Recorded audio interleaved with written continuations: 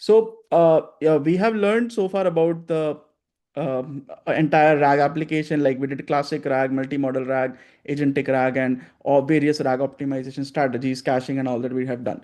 Now the main point comes is that do whatever RAG we create, eventually they are just API endpoints, right? Which will sit inside company and anyone will be able to access. So do you want to expose that to anyone? Like, shall anyone will be able to chat with your system? Answer is no. So you have to enable proper authentication. Like even if you take a regular application like ChatGPT, right? You have your login.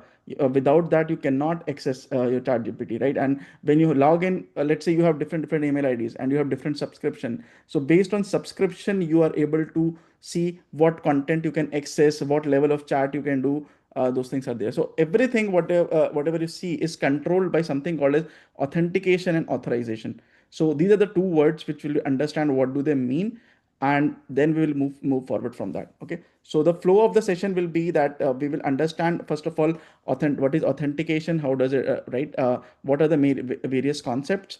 So we'll build from the basics to advanced. Then once we are done with that, I'll give you a walkthrough of what we are building, and then we'll do code walkthrough of entire thing. Okay. So let me just show you eventually what we are going to build. So this is an application which you will be building. So this is called area. It is a secured AI. So it's it's an agentic RAG which has limited so which has two tools where it fetch internal information from company. So I'm using quadrant vector DB in the backend.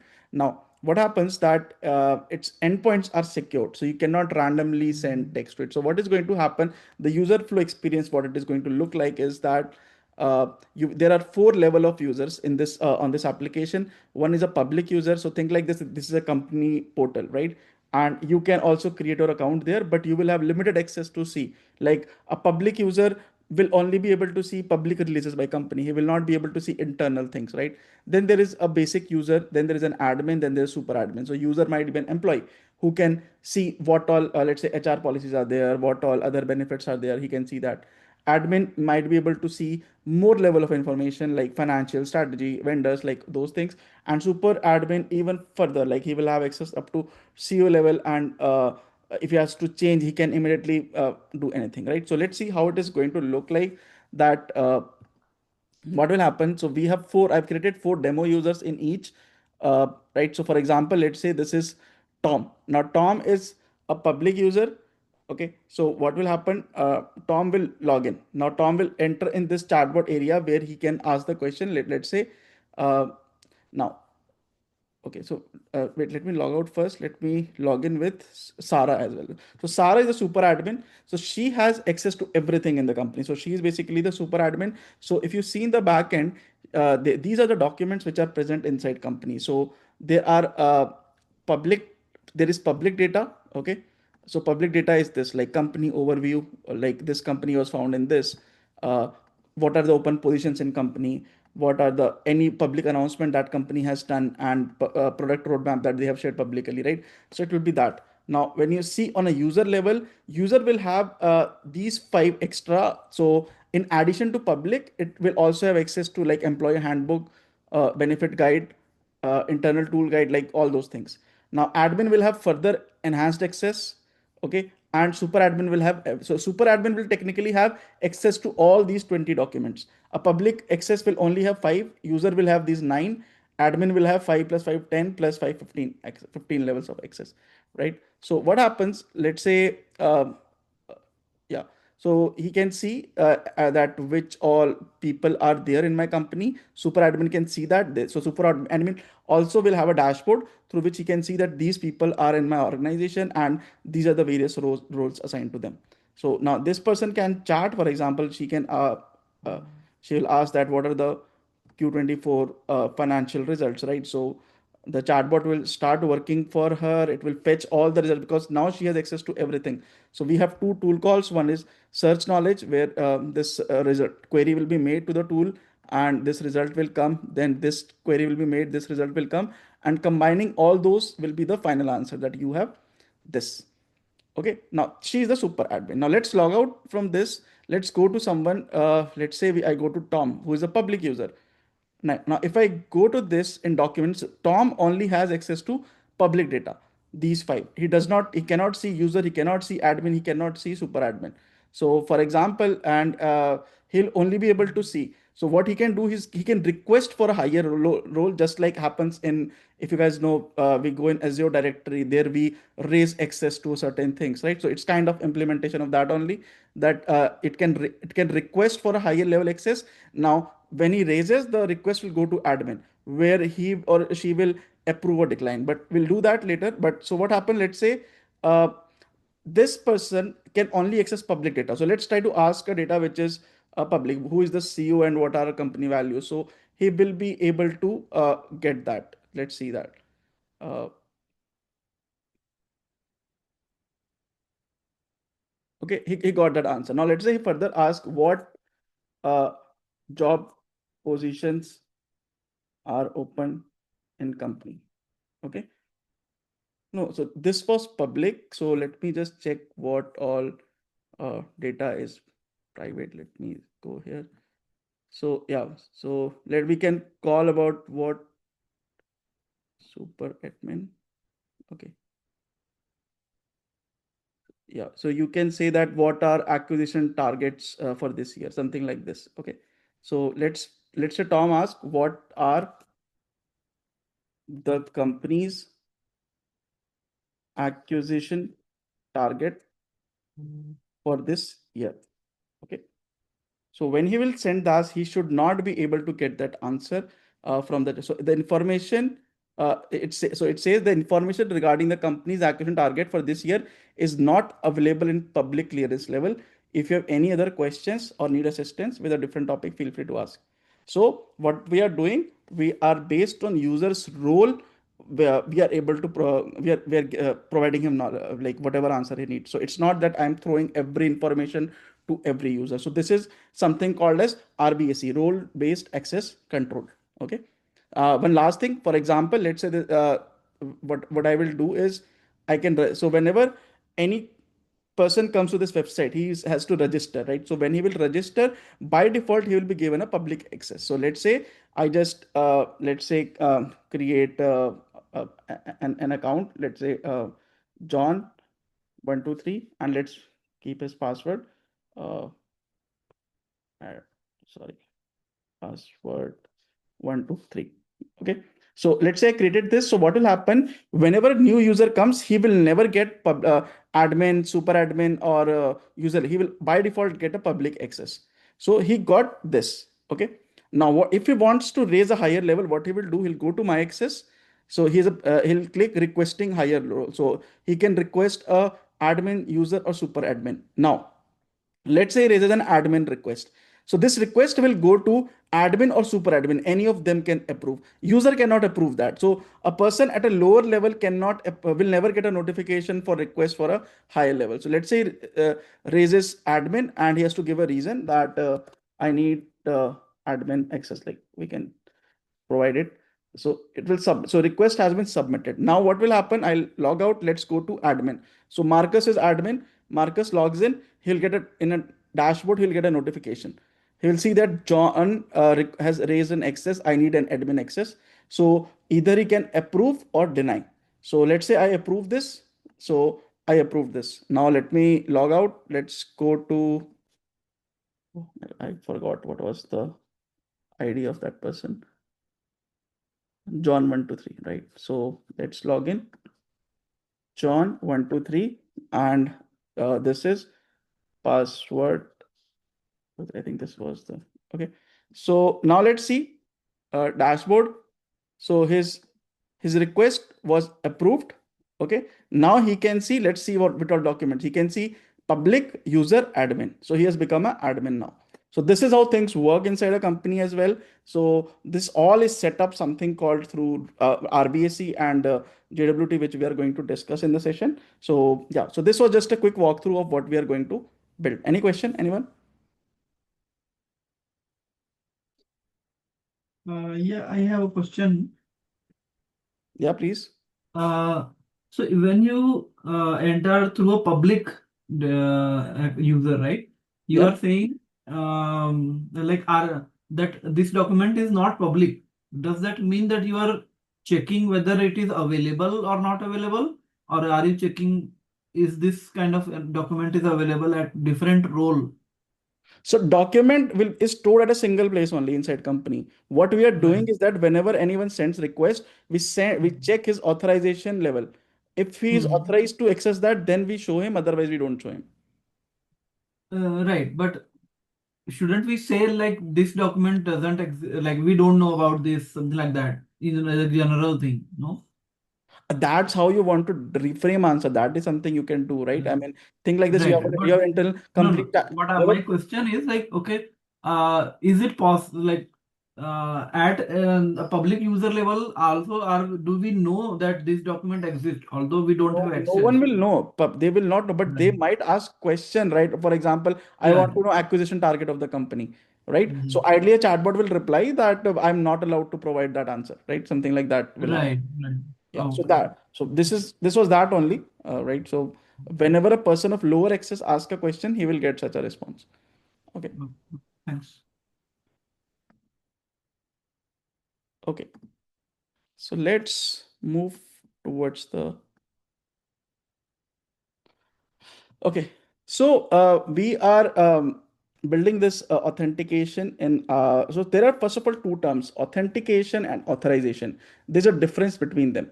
Okay, so authentication means whether you are like your ID password, so in very layman terms, whether your ID password is correct or not. So whether whatever information you are provided is system able to recognize that who are you. Okay, so that is called as authentication.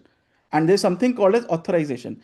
Authorization means which level of information can you access. Very simple example. Let's say in ChatGPT you log in, right? Now ChatGPT has three different subscription levels. So if you're able to log in and see ChatGPT window, then means you are authenticated. But whether can you access the benefits of a, let's say, plus subscription, whether you or you're able to accept the benefit of a super like there are three levels, right? So that's something called as authorization. Okay, so these are two different things: authentication and author. So we need to set up both. First authenticate user, then check user's authorization level, and based on that we need to provide him whatever he is requesting. Okay. So now let's understand the core challenge in AI application is that you cannot like as I mentioned, AI assistant that can answer any question is dangerous, right? You don't want to reveal all your information to anyone. So the solution is that you have to build a security over your data layer that uh, whenever anyone is coming, first I will check his authentication level, then authorization level, and based on that I will route him to the right API or whatever we are creating. Okay, but before I'm moving this, first we need to understand how passwords are stored inside companies, okay, or in any database. So let's understand that flow, that what happens when you click register. So let me open this Excel. Okay.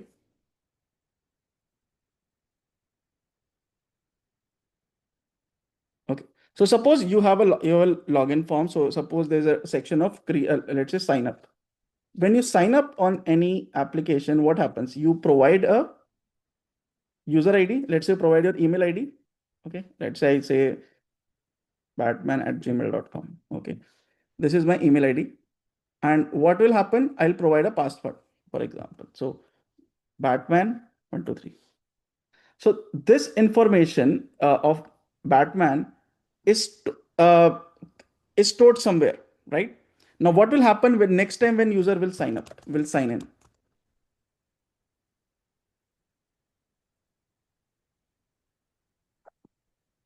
So user will enter same credentials again, but how will the backend server verify it? So it might have it will look up the user ID if it has stored the password.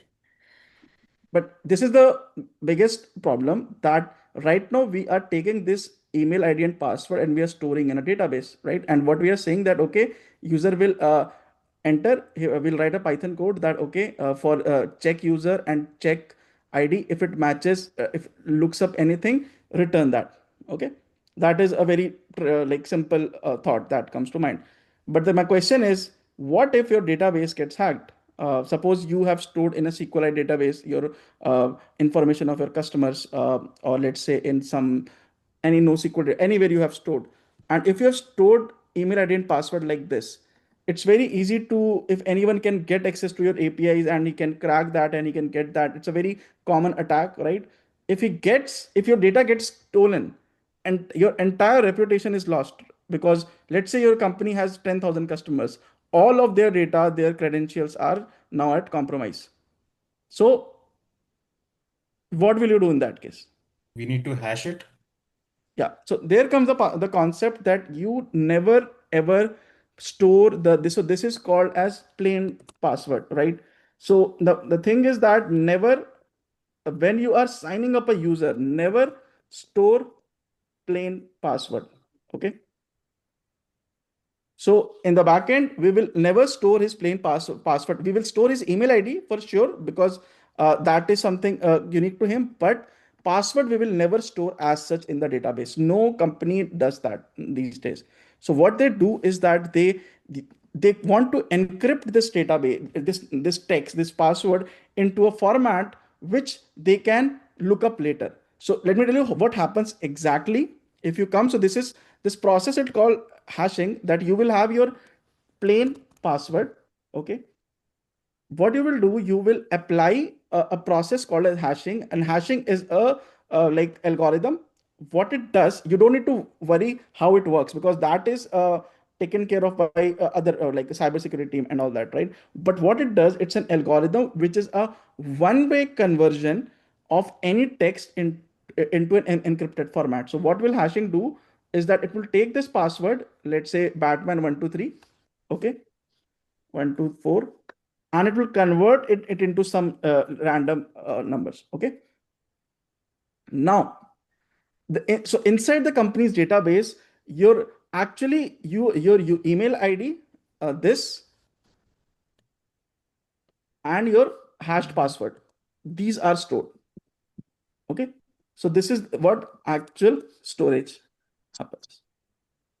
Now, what will happen that when you are logging next time, okay, so let's say this is your stored password and all that. When you're logging the next time, you're giving your email and password, the same algorithm which you have applied here, okay, algorithm which you have applied here, it will work on this. It will take this password, convert it into a hash value, and because you're using same algorithm, you will get the same value. Then it will match whether the hash value matches or not. If it matches, you are authenticated. If it doesn't matches, you are blocked. You say that your password is incorrect.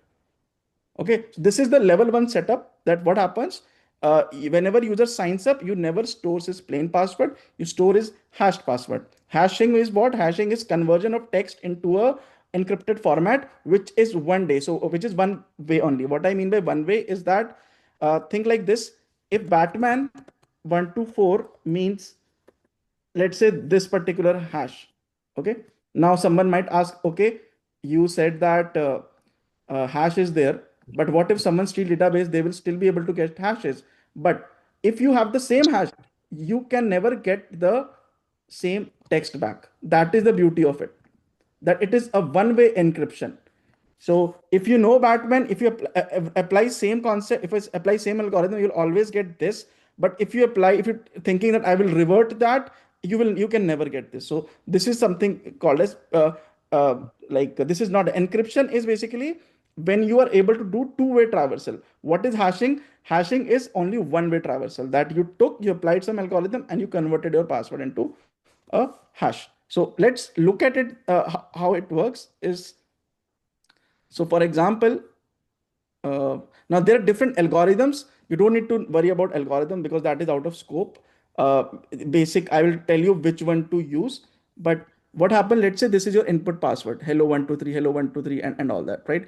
You'll apply different algorithms here. So there is an MD5, SHA1, SHA2, like there are different algorithms, and these are the hashed outputs of these. So if you try to see, we're applying different algorithms, and here, just one more thing. Okay. So we are hello123 ABC. Okay. Yeah. So this is not, so all of them are not reversible. So if someone is able to steal your hashed output passwords, they are like they cannot get it, get your input password right. So this is the first level of security that you introduce. Any question so far?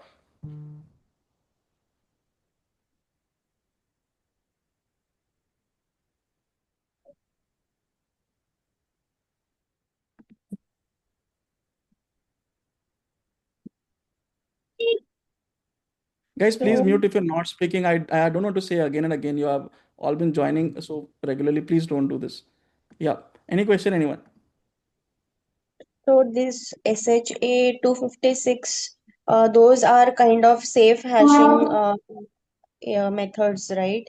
They are hashing methods, yes. So you don't need to worry about. So generally we use SHA-256 or bicrypt, but that is something we can you can learn later. But you don't need to learn that. That comes under cybersecurity. Main thing is that there's a team which handles this. So you just need to, in your code, you need to mention which algorithm you are using, and then you will be able to get the hash output. So just a quick walkthrough. If I want to show you this example that I showed you the website right now. So when I created this pass at person John, so it didn't store his actual password. It stored his hash password in the backend. Okay. So even if someone is able to take it, they cannot access everything. They cannot get the password back. Yeah, so any of them is okay, right? Those methods. No, it's not like that. Any of them is okay. Like these ones are way better than these because I'll tell later why they are better. But not, it's not that you can select anyone randomly. SHA-256 is very good, or there is bicrypt which we'll be using. So we'll go with that.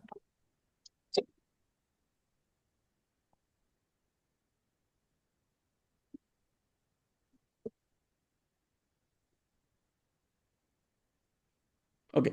One more thing, if you see, we have three users, Alice, Bob, and Sarah, and they have same password. If I apply the same algorithm, SHA-256, I'm getting same hash value for each of them. Okay. So the main thing to learn about hashing is that hashing is there, but for same text, it will always give you same output. So if two people have same password, even if they have different email IDs or whatever it is, they will have same hash stored in the database. That is the first level of information.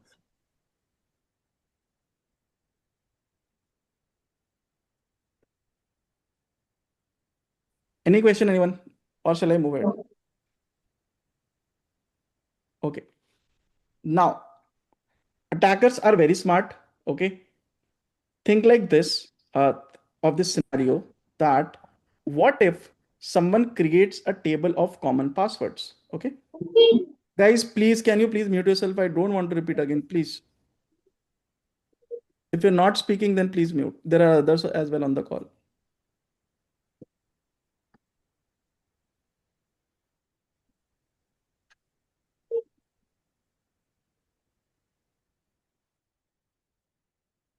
Okay.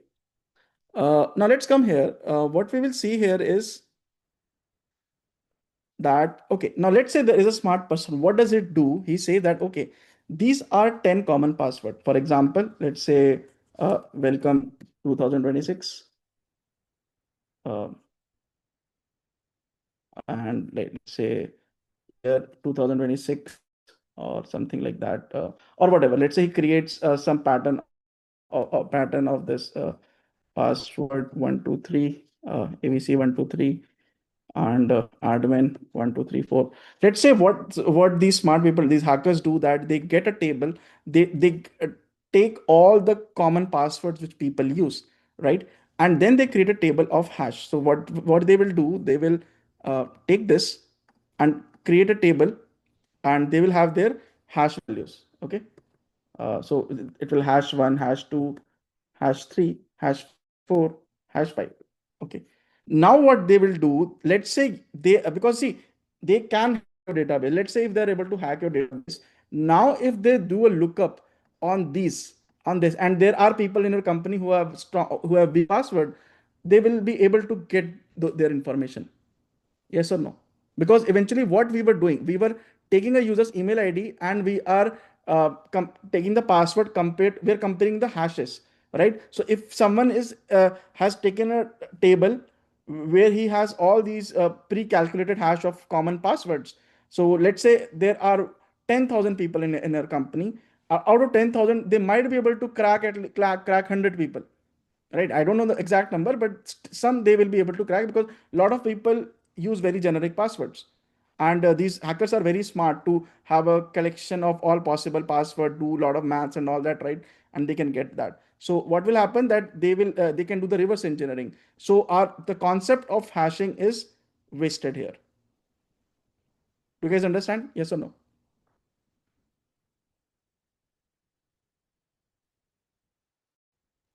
Yes. Right. So this is something called as rainbow table, okay, which people do. So this is called rainbow table attack, that what people will do. Now let's come to this sheet. So now a rainbow table is a pre-computed list of passwords and their hashes. If an attacker steals a database of unsalted hashes, I'll talk about what is salting later, but they just look up. So let's say these are the common passwords. They took their hashes, okay, and they'll run an if for loop on your database, and they will be able to crack all these users who have stored this password, right? So this is called as rainbow table attack. So to stop this, we introduce a concept called as salting. Okay, so we come as so because hackers try to be smart, then we also have to be smart. So what do we do? That we take a user password. So let's say whenever user will give a password, Batman 124, so this is his actual password. We will add a salt value. So salt means that we will add some additional value. We will say that, okay, let's concatenate them. I will say some XYZ1234. Okay, this is some value. It can be anything. Now I'll calculate the hash of this combined value together. Okay, so what will happen? The hash value will change.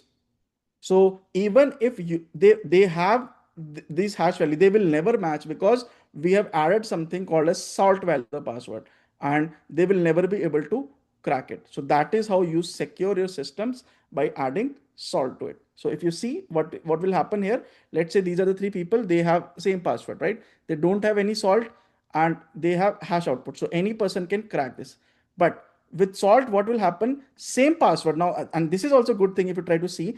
Same person, Sarah, Priya, Ram, they have the same password, but the salt value will be different for each, because that is created based on user ID. Okay, so based on user ID, you will create different salt, and so this will be the exact hash input, their password plus the salt value, and then they will get the combined hash output. So now it becomes a little bit safer than earlier, because now no one can directly scan on your database and fetch information.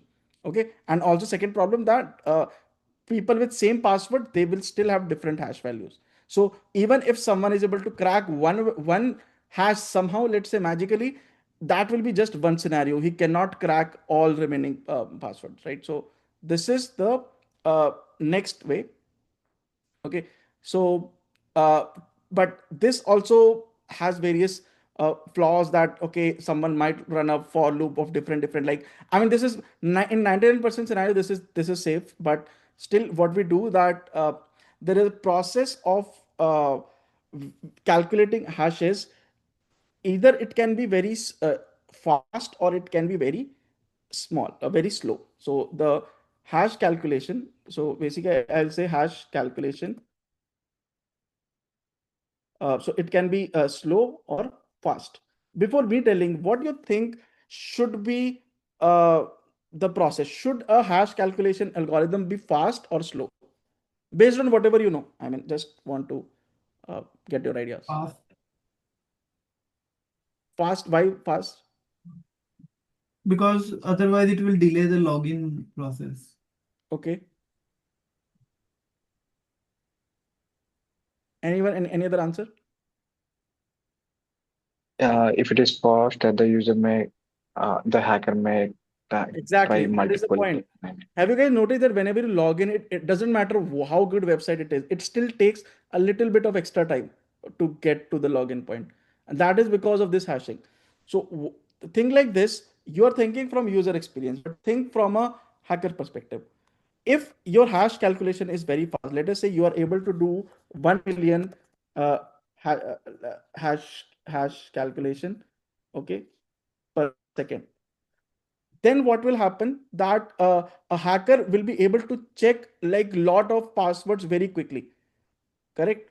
But if your hash calculation is slow, if it is slow, what will happen? For every hash calculation, it will take extra time, run extra loop. So let's say one hash calculation takes a little bit extra, 1 second. Now what will happen if user has to look up for 10 million passwords, right? What will happen? It will have to wait for 10 million seconds, which will eventually be a very long time. So to scan the entire database, user will have to wait for months to actually scan one database. So that process becomes very efficient.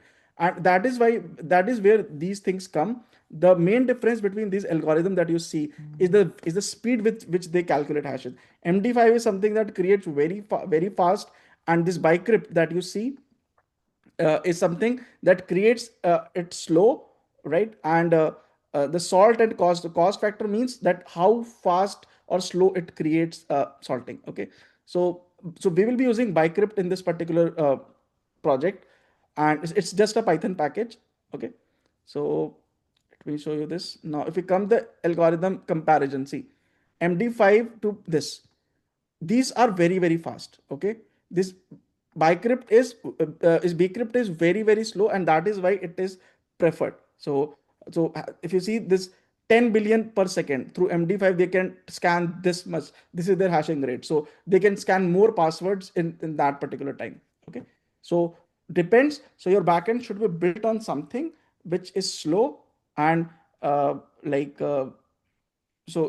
which is slow, and then it will be more efficient. If you see this table that uh, approx time, so this cost factor, like what you apply, and this becomes, again, we don't need to go in more detail than this is just an idea. Okay, so now what we understood is that okay, one thing I understood, that a user will come, he'll give his ID password, he will at sign up phase, and whenever he's coming next, I will give him I'll check his JWT, and I'll check his passwords, and I will let him authenticate. Okay, now the next time when user comes in, will he have to log in again, or he'll be by default he'll be logged in there? By default. How? Once the user gets authenticated, we save it as a token, and we need to pass the token for next time. Yeah, so main thing is that you guys need to understand is, let us say you come, let's say, I mean, the general experience, like what used to happen, I would say 10-20 years earlier, is that if you remember early days of Facebook, I'm not sure, like I'm expecting you all would have used there. Every time, like I'm talking about 2005 or 6, every time you had to type your Facebook ID and password to log in, or maybe Orkut, if you guys remember that. Nowadays, what happens that you go to, let's say I go to ChatGPT, okay, I will have this my login by default. I will not have to uh, like log in again. So there's a process in the backend. What happens? So and this is the core of authentication systems. That how does it work? That let us say a user is here. Okay. So this is a user, and you will have a server. So what the user will come for the first type, and he will provide his let's say whatever ID password is there. Okay, so he will communicate with this, and let's say he will say that this is my ID password, and it will, so ID and password, it will store that information. Okay. Now, when user tries to log in the next time, so let's see what, so I'm telling you what exactly happens now is that this particular server will have two kinds of endpoints. One will be a resource server, one will be a auth server. Okay.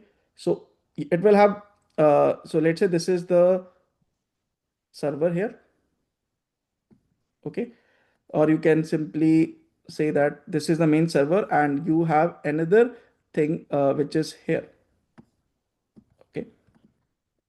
So this is something called as auth server. Auth server. Now the users, what does a user want? A user eventually wants to chat with your database, and let's say your database is lying somewhere in the backend of this server. So user wants that whenever I send request to this server, it should be able to fetch me the data and provide me the information. Okay, but server does not do that directly. What server will do that whenever you go to any website, let's say whenever you log in here, so it will route it to its something called as auth server. So the first time when you will go here, it will automatically take you to this auth server. Okay. So user came from here and then it routed him to this particular. So let's me put it down. Okay. So user will be directed to this auth server.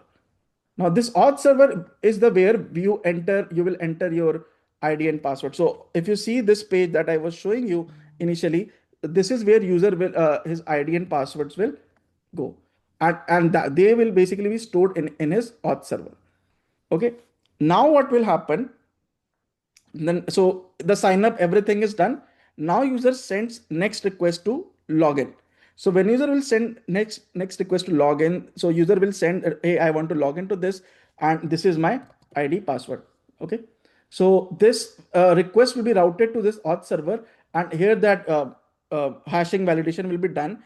If it's successful, if that particular comparison is successful, this auth server, what it will do, it will issue a token to this resource server, basically to you, that hey, you just try to log in and now you will get a session token.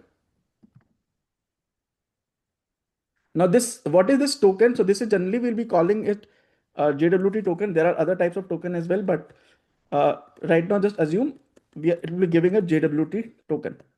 So what is this token? This token will contain the privilege access of this person, that whatever, for example, that yeah, this person is allowed to access this resource server for this duration of time. This is his authorization, this is his subscription, and all that information will be present in this token. And this token is short-lived. This is not like forever. It will be, let's say, for 1 day, 2 days, and all that. Have you guys seen that when you log into your emails, after some days, you're automatically logged out. You have to log in again in any website. Have you guys seen that? Yeah. So Yes. what happens there is that your token gets expired. So this, I'll show you how does this token look like and all those things. But this token gets so let me just quickly show you as well. JWT. Okay, so this is how it has an expiry date. So this token will have something called as expiry date, which will be the for how many seconds will this particular token be valid, right? So this is in millisecond or whatever that number is. Now user has got token. Now what will user do? User will send a login request to this particular server again with his token. Now what will happen? Now instead of redirecting him to auth server, so it will send him request again that hey, I want to access this resource server, okay, with this JWT token, and this particular server will verify the claim, whatever is in this JWT. If it is correct, it will say yeah, you are authenticated. Now it will fetch the information from the database and provide to answer to the user. So this is the flow that looks like. Let me just walk you through once again and I'll take doubts.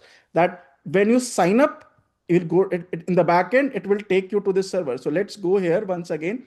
When I click create account, and I will do that, for example, let's say my username, Spiderman123, and let's say the password 123. Okay. So when I will click on this, okay.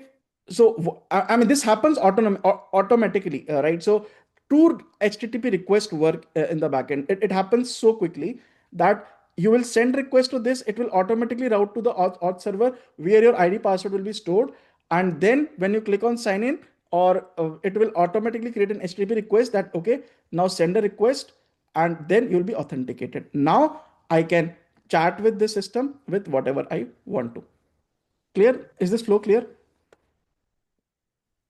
Yeah, so every time, like till the token is alive, it will directly do the communication will be smooth. So, but every time it will have to like traverse this path, na, that Every time it will not have to traverse this path, because whenever you will log in, it will not have to go through this token creation. It only has to log in to the server.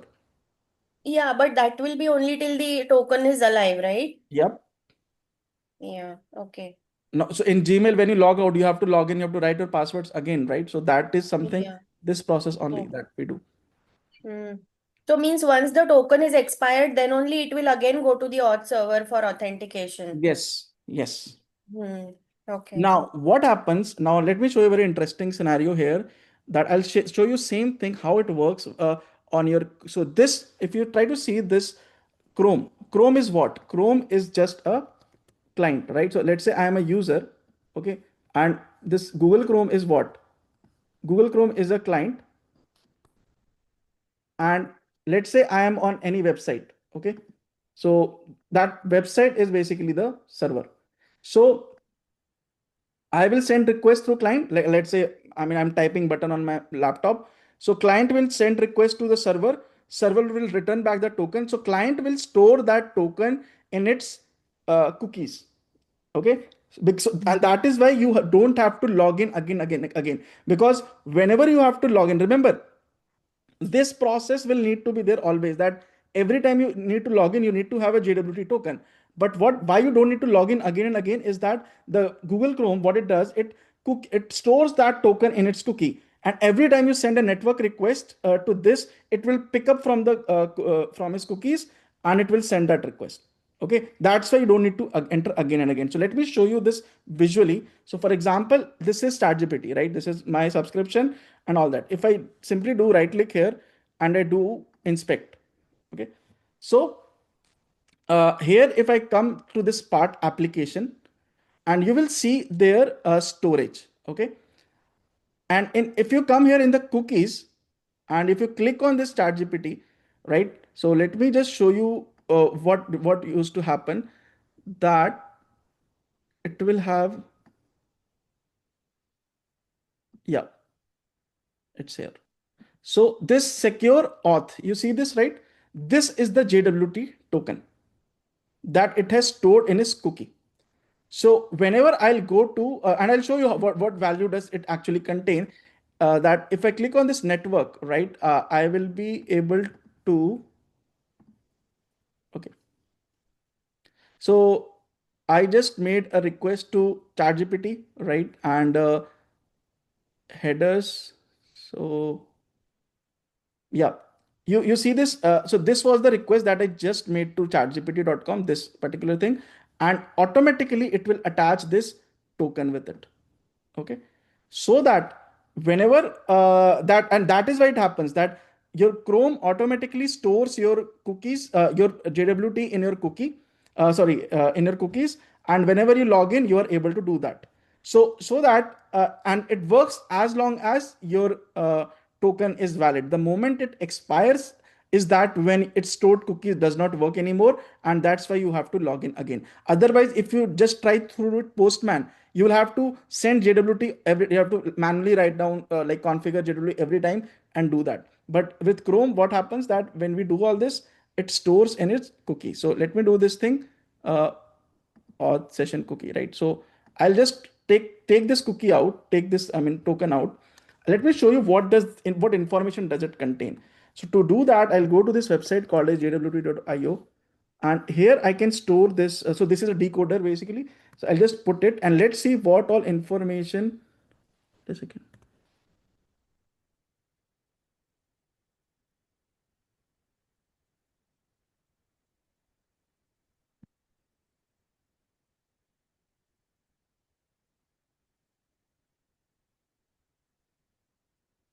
I think it's uh, just 1 second.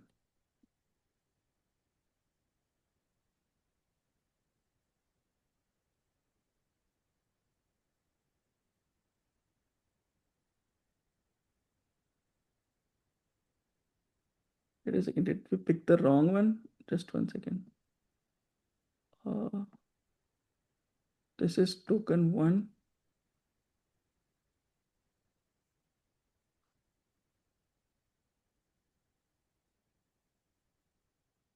Token 1.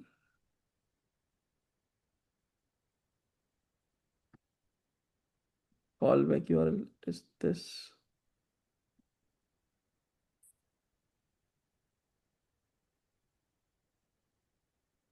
What does it say? It is why is it not cookie? It is token only. I'm just okay. Storage cookies,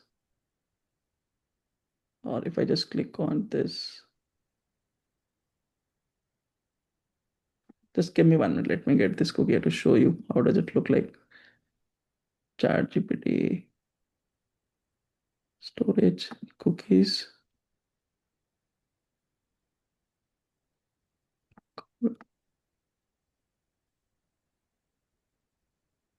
This is token only. Why is it not showing me? I'm just trying to understand.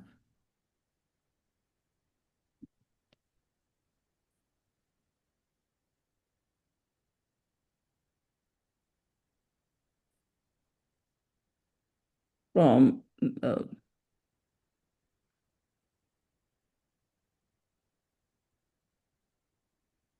just let's have a look. If I'm no, this is the one. It's not a plain JWT payload. You can read directly. It's a JWE token. I assigned has 3 parts. Okay. The first part meaning browser has stored a session token whose contents are encrypted. Okay. Maybe it's encrypted. Can I extract payload from this? Okay. I think it is encrypted. So I'm just trying to see if there's another way to get it. Anyways, we will see that. So now what happens? So this is the network. Okay. Request we send to ChatGPT. Let's ask it if we can get from this. This is headers set cookie. Is this token 0?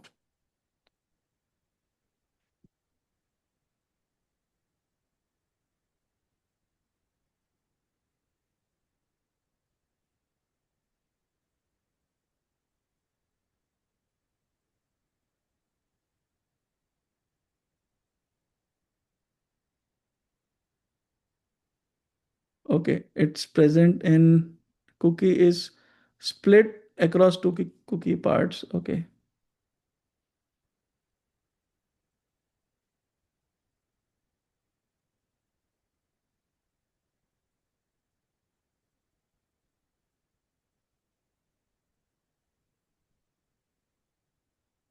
Uh, there is a way. Anyway, we will come to that, how to get it.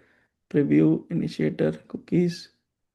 We can get this. I have done this earlier, just wondering why. So let me show you one thing, right? Now, what happens if I clear my, let's say I come and clear my site data. So what will happen that, let's say I'm clearing my cookies. So now my login automatically will disappear. So think like this, if I'm trying to log in, I'm able to log into ChatGPT, right? Because it is using token which is stored somewhere in this in this browser. Now, if I delete the site data, I'll say that clear site data, which means include, let's say, include cookies and cache, right?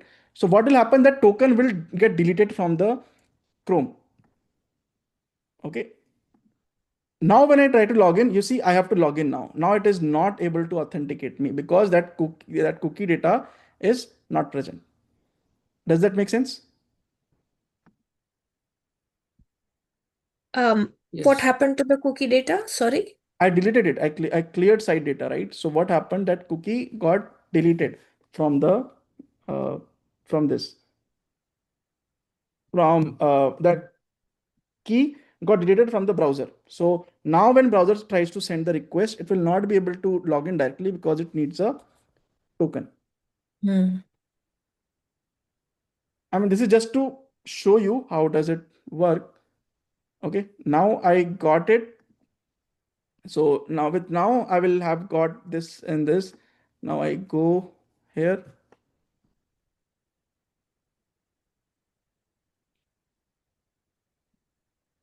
Token. I don't know how they have encrypted this. Generally, it is available to view publicly. Maybe there is some recent change or something. Because when I put, it will come, the value comes here. And okay, anyways. So this is it, right? We worked around that how to get the, I will anyways show you a cookie, that token that we'll create in our project. But yeah, any doubt anyone so far that how this authentication process works?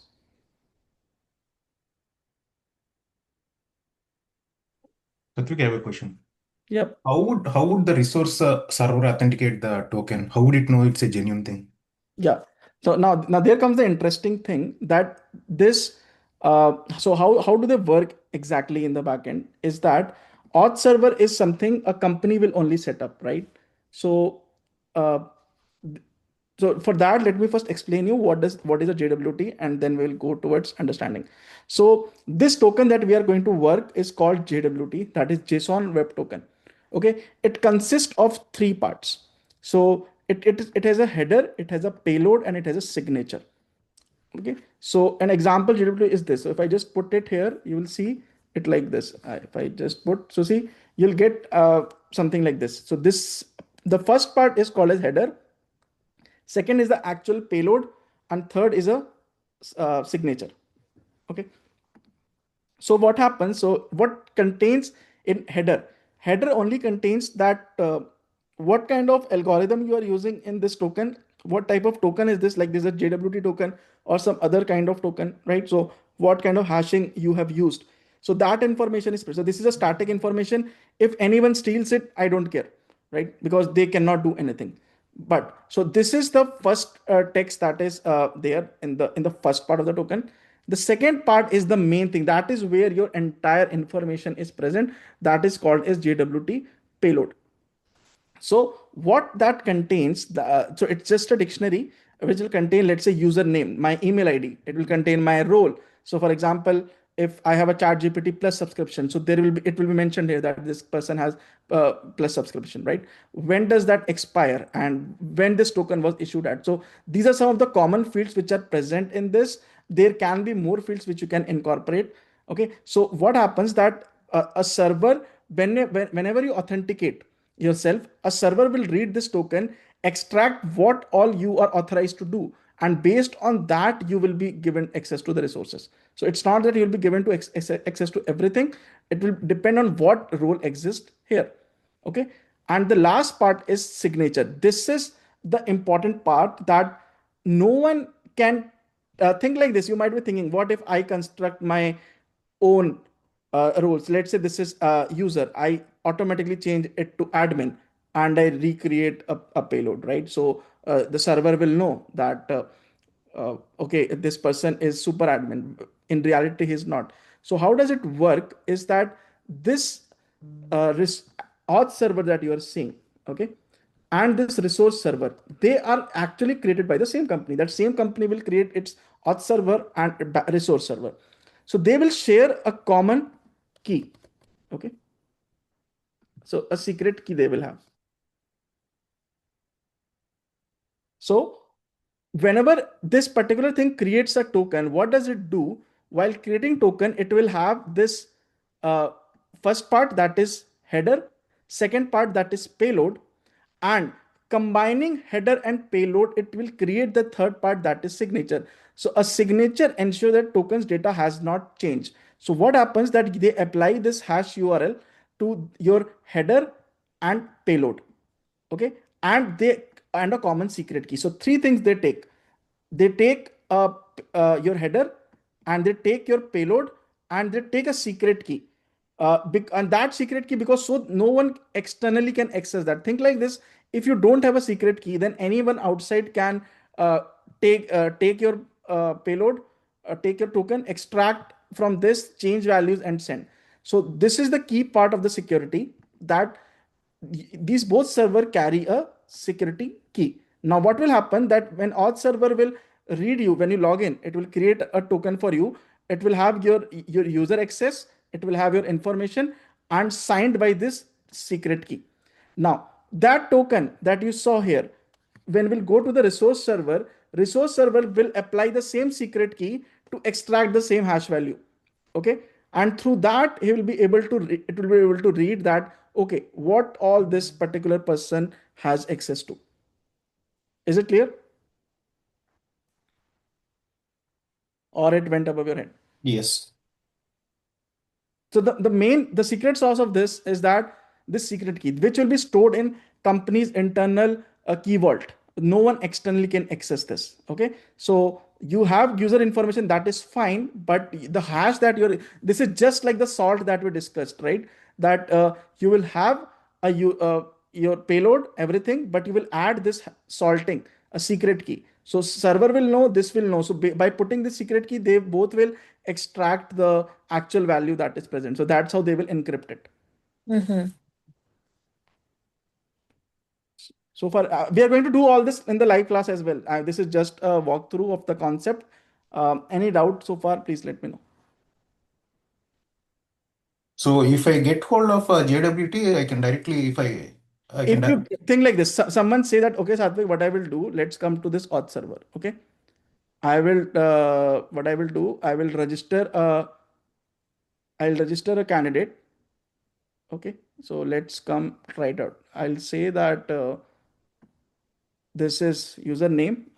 Let's call him Spider-Man123. I don't know why I'm using Spider-Man today. So this is password 123. Okay. Let's say this is the register endpoint, the API backend. So I provide username, password, and this is the role. I execute it. So, okay, this is already taken. So let's do one thing. 1, 2, 3, 4, 5. So user Spider-Man, this is registered with no role, with role public. Okay. Now, right now I'm registered. If I go in my database, I will see this particular person, Spider-Man 1, 2, 3, 4, 5, whatever it is. Where did it go? Users, Spider-Man 1, 2, 3, 4, 5. We just created it. Okay. Now let's try to log in with this same ID and password. So what, Spider-Man 1, 2, 3, 4, 5, password 1, 2, 3. Okay. So let's go to this endpoint, which is login. We'll come to that login. Okay. So when I will log in, I will get, let's write down the same, Spider-Man 1, 2, 3, 4, 5, and the password is password 1, 2, 3. Okay. So what will happen when now I'm going to the login part, right? So what it should do, it will check the same thing with the auth server, that whether my ID password are valid or not, and it will issue me a token. Okay. So this is the token that it provided me. So this is the access token. It will say this is valid for 3600 seconds, username this, and role public. Okay. So I'll just copy this. Let me show you in here. See, now this is what algorithm HS256 type JWT, with not of our concern.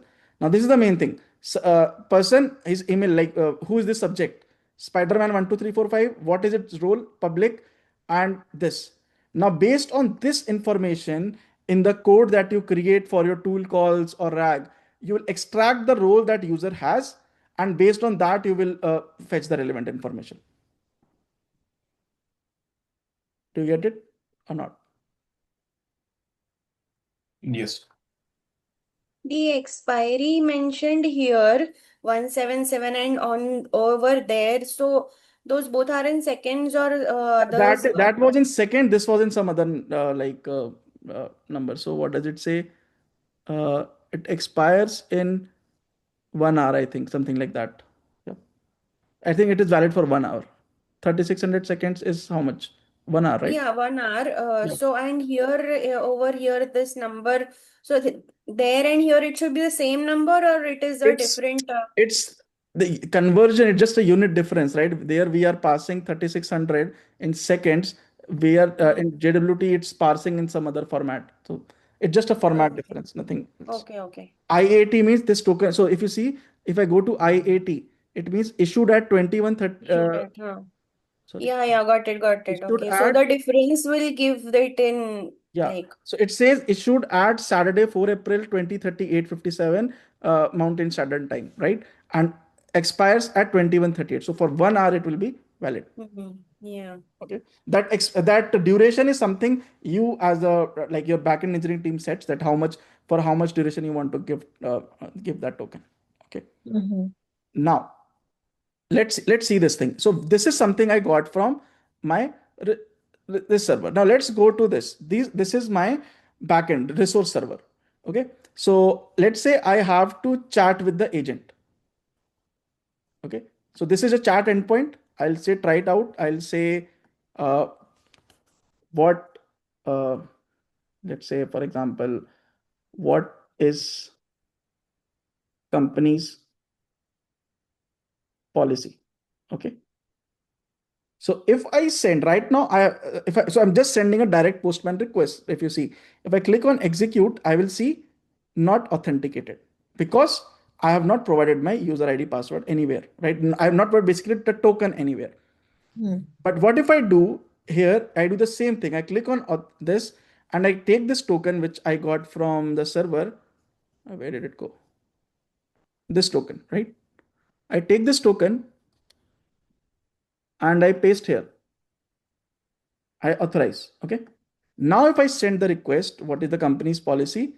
So it will, so it didn't block me. Okay. It's sending the request and it gave me the result that username this, role this, answer the specific details of Helix are not available at public clearance level. At least it replied. Now I'm not authorized to, I'm not authorized to get that information because of role. But the first thing is that I'm able to talk to the company server. Agreed?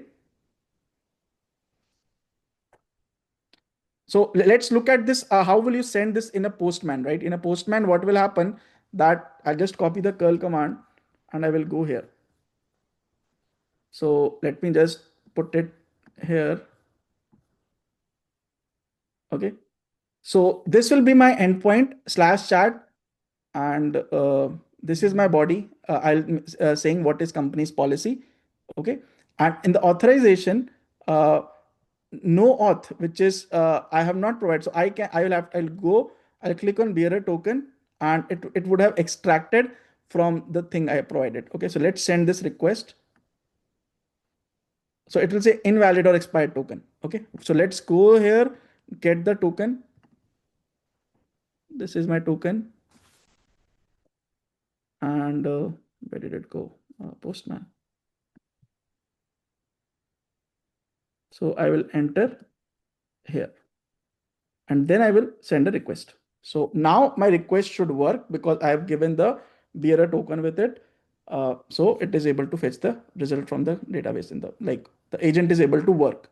So now my agent is secured that only those people will be able to chat who are registered in my company. Okay. Like who have already signed up on my website. So only those people can access. And this is not related to just website, all the things that you do in the backend, like agents, MCP servers, tools.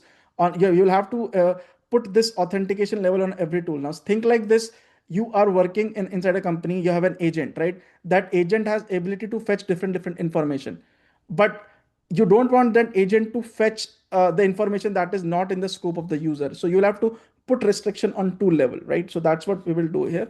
But yeah, this is how from the API point of view, how it's working. Any questions so far? Yeah, I have a question. If we, what is the use of JWT basically? If I don't have password, but I have this JWT, right? Can I use it to authorize that, okay, no, this is a valid user for like 1 Yeah. hour? If you have a valid JWT, that is just like a agreement that yeah, you are allowed to log in. So if you have an API endpoint of the server and you just pass this JWT, you'll be able to log in because your credentials will be present in this. But like, it's okay. So it's like if you copy your JWT and share with me and I use it in my chat GPT, it will work. It will work, yes. Okay. Because in But the we cannot backend, guess as a password. you cannot. It's like password we can guess. So that's why we have hashes and all. Yeah, But password you can. JWT will be very Password hard is to yes. guess. Password is direct storing plain password is not recommended because it can be stolen very easily, right? Now, point is you Right. don't want user to give a bad experience of logging every time. Think like this: every time you log into ChatGPT, you have to put your password and again. It's not a very good user experience, right? So that is why we provide this concept of token that okay, you have a thing like this. You are going to you're just gone to a club. You have given they have you're given a token for 2 hours that you can stay in this club for 2 hours. After 2 hours, you have to come again and get a token. Then only you'll be able to stay inside. Something like this, right? So that's how all the modern websites, agents, authentication that you see, they work on this concept only in the backend. But there is one downside to it. Like he said, if I have your JWT, I'm able to log in, but I'm not you, right? So there is also like SSO and other methods which are If tied to your identity, Yeah, right? exactly. so SSO. those will be present at this level. First of all, think like this. Why will you share your JWT with anyone? Tell me this. I'm not sharing intentionally, like unintentionally, like people keep a notepad and they keep that notepad No somewhere, one right? stores, no one, like, first of all, no one can crack this. This JWT is secured in your browser only. No other person can secure it, can get it unless you share it. How about a hacker? Hacker, how will hacker get to your Chrome? It's secured in your Chrome. They cannot get that. This token that you see, Chrome stores it very confidentially inside, so that people cannot access it outside. That's why we say whether this browser is safe or not. You have heard this conversation. A lot of browsers are considered safe, a lot are not considered safe because Google Chrome's practices are better, right? Yeah, some browser used to store data in Chinese servers, all The of that. point is, what do some browsers do? Let me show you. So they store in if you come to the application, they will store in this called as local storage. Okay. From local storage, it's easier to extract things, but when you store in cookies, it's not easy to extract. That's the concept. So the way Google Chrome does it, you cannot like directly like hackers cannot get it unless you explicitly share it. So think like this, what happens? Have you seen this? That what people do is they uh, they drop some time. Let's say they will give you a mail. They'll say, "Hey, click on this. You will get a $500 bonus." Right? What happens there? That when you click on that, your in your network request, lot of your browser information goes, and from that they can extract lot of content, and that's how people are able to hack systems. So if you don't click on phishing emails, you are secured, right? Satvik, one question. So what my habit is to keep the tabs open for like 2, 3 days straight. Okay, I don't even open my laptop; just the tabs are open. So Yep. if I log in once and keep those tabs open, and now when I come back, I just have to refresh. Yep. Okay, and I automatically get the login to it. So how that thing works? That How thing is works it? because I think it's habit of Is everyone. it storing? Yeah, it's habit No, of is everyone. it storing in Yeah.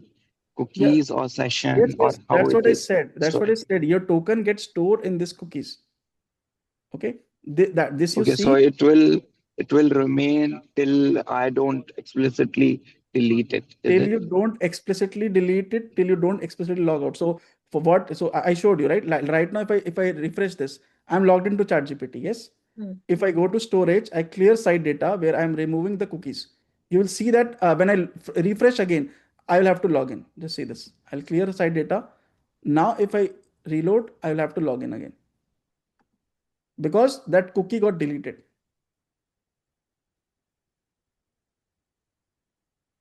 Yeah, okay, thanks. So now in any session, like even if I go here, I will have to log in again because it is unable to load my conversation because that conversation was stored in some cookie and that we deleted. So that's how it's not able to get that. What is the scenario with SSO? Like, I'm confused. So this I got that like till the JWT token is there, like we don't need to go every time to the auth server. And but like, what happens in case of SSO SSO? happens, Can you? SSO you do in your internal application. So let's say you have an internal application. Okay. Let's say in my company, I have some website or product that I've created. Okay. So let's say there's a product.com. Okay. Product.com. So how do like companies provide SSO and all that is that you have this product.com website. Now, when you deploy this, what you have to do, this is an app which sits inside company. So in company stores all its application inside something. They have Azure directory or whatever. Okay. Directory or Azure apps. Okay. So what happens, you have to, whenever you create a product, let's say you are working on a new product which has to go into production. So these are all the steps to take an application to production that you want. Your company does not work on open network, right? They work on a VPN, correct?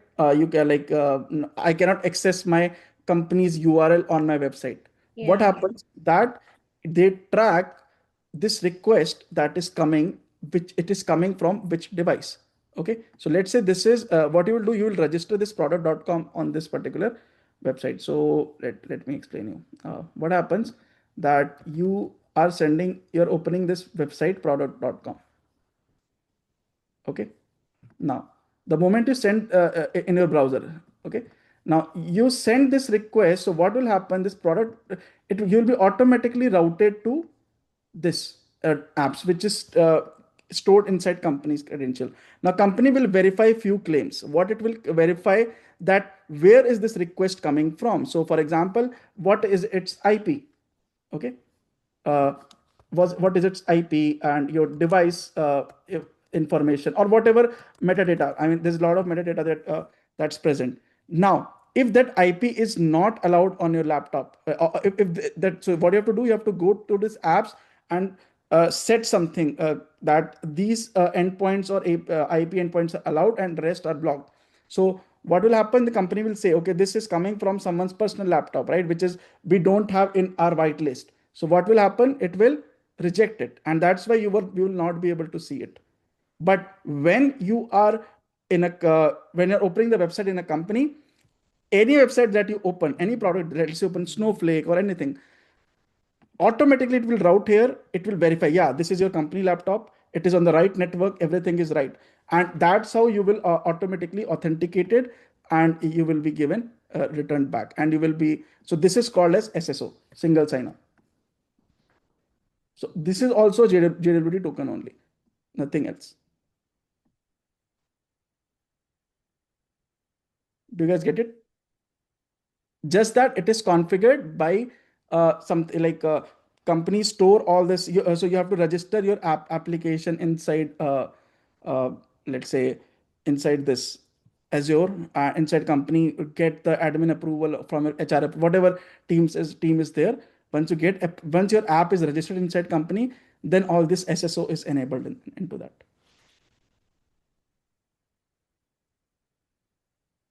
So that is also a JWT. It's just an example of that. Any question, anyone?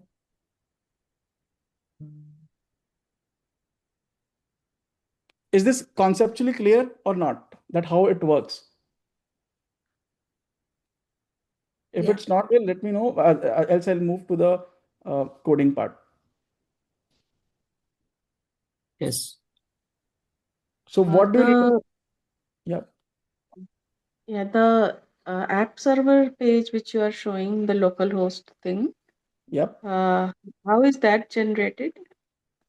That you have to write down code. I'll show you. We have to write down code. Okay. It's a fast API app. So let's come to the code base. I hope the conceptual part is clear to everyone, right? That what we were doing.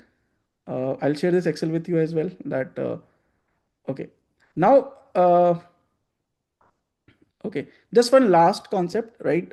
In this project, what we are doing, we have created 4 levels of accesses: public, user, admin, and super admin. Okay, so these are the 4 default users I created, and this is all the document data that is present. So a person with public level access will be able to view this much. Okay, with the user level, he'll be able to see all this, and with an admin should be able to see all this, and with the super admin should be able to see everything that is inside company. Okay, so this we have to do configure programmatically. What we can do is now we have a JWT which will provide me information that what role does this person contain. After that, it's your Python coding, that how eventually you're going to write down agent code RAG system. So let me walk you through that part. Okay. Satvik, just a minute. Yep. The previous page which you showed, no, like the access level. So the access level, the admin and super admin and all. So Yeah. you said it's like the JWT token will have the access level also. So Yep. once a person is registering for the first time, we are going to save it somewhere. Like this person will have, say for example, admin access level. So where will this be served? This will be in the stored in a database. So if you see here, when I store any user information, I have its role stored in the database, whether it's public, super admin, and whatever it is. So the auth server will have this info. So this particular user has got Yeah, so this. you have to configure this, that okay, if anyone logs into website, for if it signs up for the first time on a website, which access will you provide him? The lowest one, that is public. So by default, when a user registers, he's registered as public user. And then inside the dashboard I showed you, right? Someone has to, let's say I want to be a super admin. So I will have to raise request. Same thing you do in cloud services as well, right? You have this identity and access management. You go there and you request for higher level accesses. And then an admin approves or rejects that. So this is that process. When you create an account in your company, you are assigned some level of role, whether employee or a client or whatever it is, right? Yeah. So how will the auth server, which generates a JWT token, how will the server know which access level this user has got? That you will have to provide in the code, right? If a user has come to sign up endpoint, there you have to provide only public access by default. Oh, okay. Okay. Okay, so it's basically part of coding if you have to put an if loop and else loop there. So let's see this, right? So what I have is so I'll quickly walk through few notebooks, then I'll walk you through this how this eventually is working. So the first part was where I showed you, right? We were discussing about this password storage and all that. Okay, so and guys, I'll share this with you. Please, in your free time, run these slowly one by one, understand the output of everything so that you understand concept as well. Okay, so let's come here. So the problem that we discussed about plain password was that only, right? What you will do is, let's say you have plain password stored. Okay, now an attacker will be able to access everything, because when he breaches this, he'll be able to see all the password. So what do? We will take this password sunshine and we will apply different algorithms. So this is the hashlib library in Python, through which you will provide hashlib dot whatever algorithm you want to provide, and then you provide the password and say encode, and you will be able to get the the hash value of this. Okay, so this is one thing, and major thing that I wanted to show you through this was again this password salting you can go through. Let's go towards the JWT part, because but do run through this. This is a long workbook.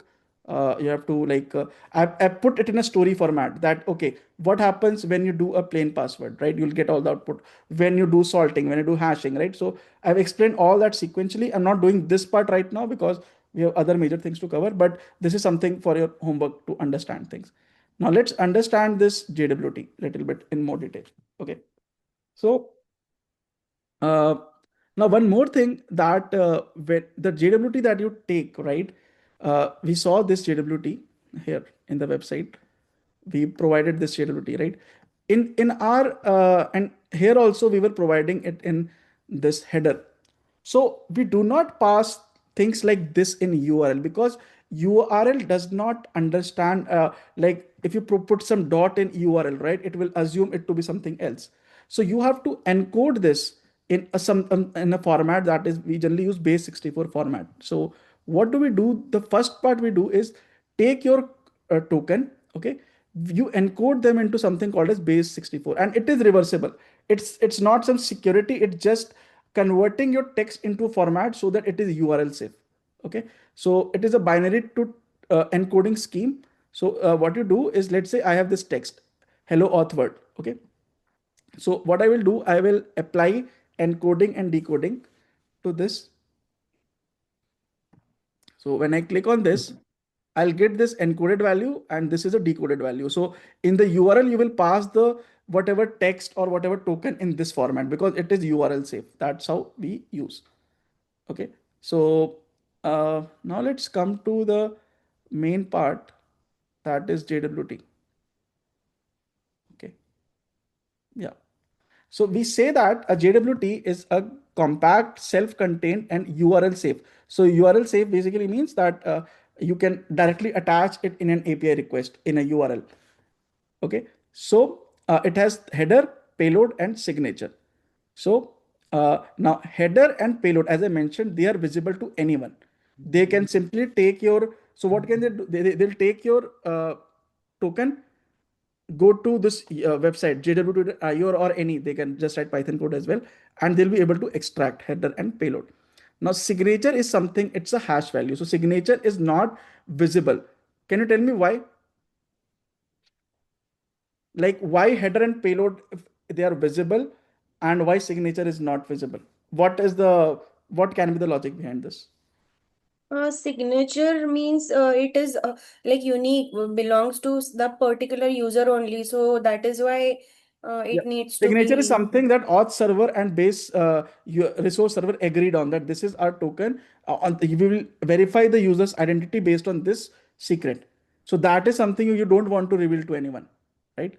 So that's why your signature is a HMSC, basically hashed map. Okay, but your header and payload, even if someone is able to extract your payload, what will they get? They will only see, okay, Satvik, his user level, he has this subscription, that subscription, right? They cannot do anything with that data. So that is why this header and payload are basically safe. Anyone can see it. I don't care, right? So now, how does this work? So in this program, we'll see how to build a JWT from scratch. So we will have this base64 library, which will be used to convert your JWT to a base64 format, HMAC, just to do the hashing, okay, hashlib and time. So this function, what it does it do? It encodes it. So you provide any data to this and it will encode that and return you that particular information. Now this comes the secret key, which is between auth server and the resource server. They will agree upon this key. So how to construct a JWT is, first of all, you'll create a dictionary, header equal to algorithm, whatever you're using, type JWT. Okay. Now these things can vary, but it's up to you. So now you will take this part and then you will take the header and then you will put encode them into a base64 URL. So this is the part one. Now this is your payload part, that, okay, this is the user name, this is his role, and any other information that you want to put in here, you can put it. After that, issued at expiry and all that information, you'll take that and you will put this payload 64, header base 64. So these two information are right now my header and my payload. Now signature is what? Signature is a signed entity which will, it's a hash map value of header and this and the secret that I provided. So what will happen? If you see signature is equal to 𝗓𝗏𝗁.new, you'll take your secret encode, you'll take the signing input and this but payload and this header. Okay, so this signing input is what? It is header B64, it is the payload, and it is the combination of these two. So signing input along with your secret key you will take, and then you will convert to a hash value. Okay, so from there you will get that hash value, and now you will generate the token. So if I run this command, you will see this. This was my header, this was my payload, this was my signature. Now this signature is a hashed value. This does not contain the actual value. This is not the actual value, right? So this is my full JWT token, which will be present. Now if I just go to, let's take this and just put in the website jwt.io. Okay.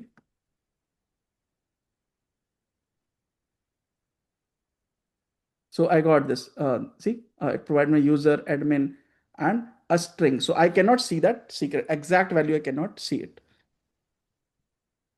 Is it clear, guys? Any question in the how signature is being created?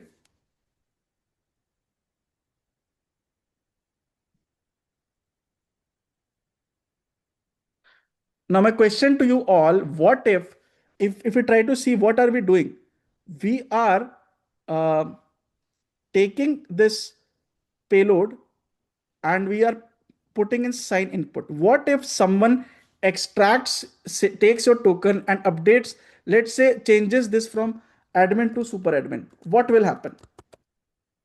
Will he be able to access the resource server now? No. Why? The secret doesn't match, right? Yeah. Secret does not match, right? So even if someone is able to extract that and it does that, the hash value that will come out of this will be totally different and they will not match. So resource server will reject this token then. This is the main core concept that you need to understand. Okay, so now see, this is the example, tamper-proof demo. So what will happen? You have the secret key. What did someone do? That I will payload. What I did, I took this part and I changed the role to super admin. Okay, and then I put in the encoding format, and then I just updated a token. So when I will send this request, it will basically reject this, right? So the tamper token is rejected because the signature is no longer matching. So that is the main core concept of why doesn't it work. So I'm just checking if this is so there's another library 𝗫JWT which you can use, but again all this you can explore later. I mean this code is written, you'll have this GitHub, so you can run and check it. Now let's move towards how we are applying the role-based access. And this is very, very important. That okay, we understood, we got a token. That token will contain a level, whether a person is admin, user, whatever it is. But how do I ensure that a person of lower order cannot access a value of a higher order? Okay, and please follow this very, very thoroughly. This is how things are done in the backend. A lot of you might not have worked on that part, but just for learning, it's good, because whenever you're building new applications, you'll have to implement this on your own. Okay, so just knowing LLM agent is good, but when you will work in company, you will have to anyways build all this. So it's good to know.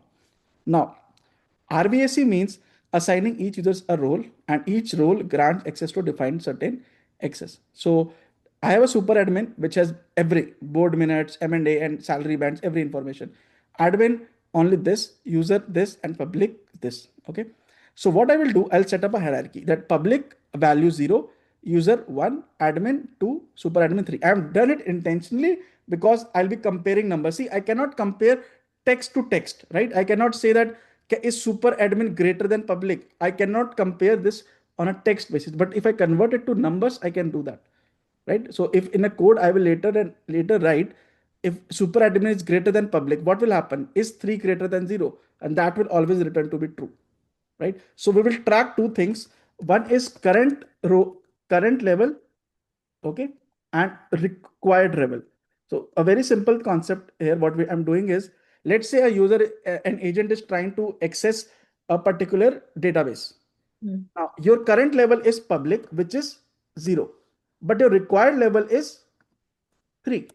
So we will run a check in the code if current level is greater than equal to required level. Okay. Level. Then allow. So basically, okay. Then let's say allow equal to true. Otherwise, what we'll do? Else allow equal to false. This is the entire concept. Do you guys get it?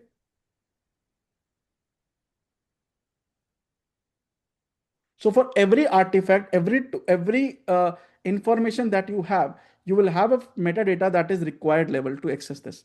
Okay, so we will extract user's current level and then we'll compare with the required level of that particular information. If they match, good. If they do not match, then we will reject that. Any questions so far? So the same thing I'm doing here. So if you read this function, what is this doing? Can access. This function is taking a user role and it is taking a required level. Okay. Then I'm saying role level dot get is greater than equal to role level dot get. So this is whatever I showed you, we have done programmatically here. Right. So whenever you call this function, this will return you yes or no. If this function returns you yes, then yes, you will allow the user to access that part. Otherwise, you will reject the user. Any questions guys so far in this part?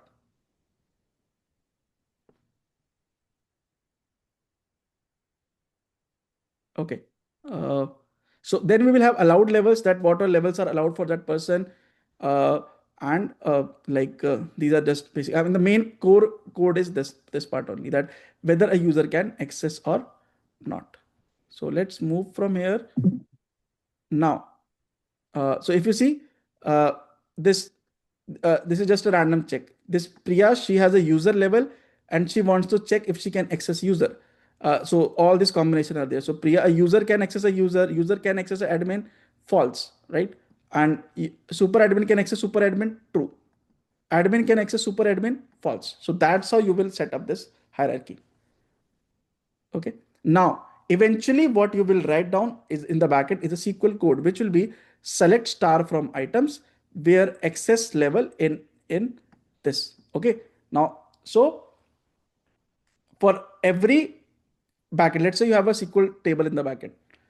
You want to provide that only to the relevant users. So I'm saying where access level, let's say I change it to, let's say user or admin. Okay. So let's say I change this. This again. Anyways, so what will happen whenever you will be accessing?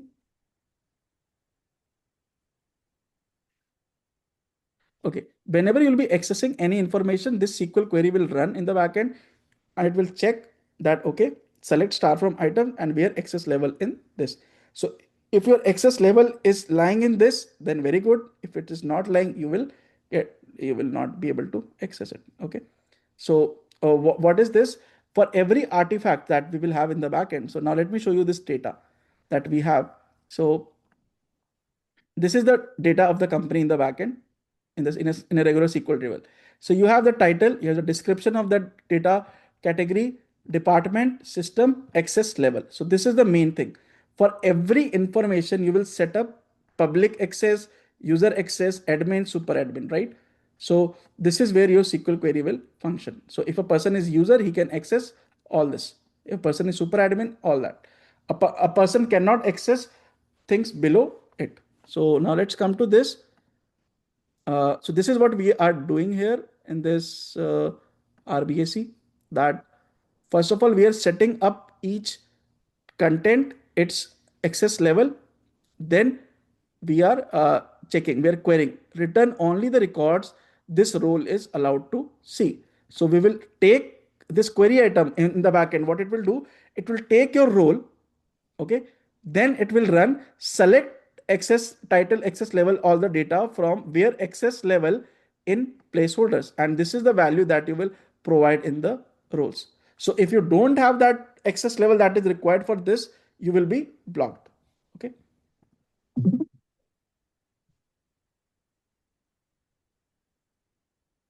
Is it clear, guys? Any questions so far?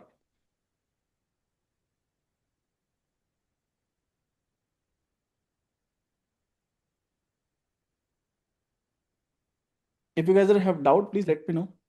Or either it was too easy or it's going above your heads.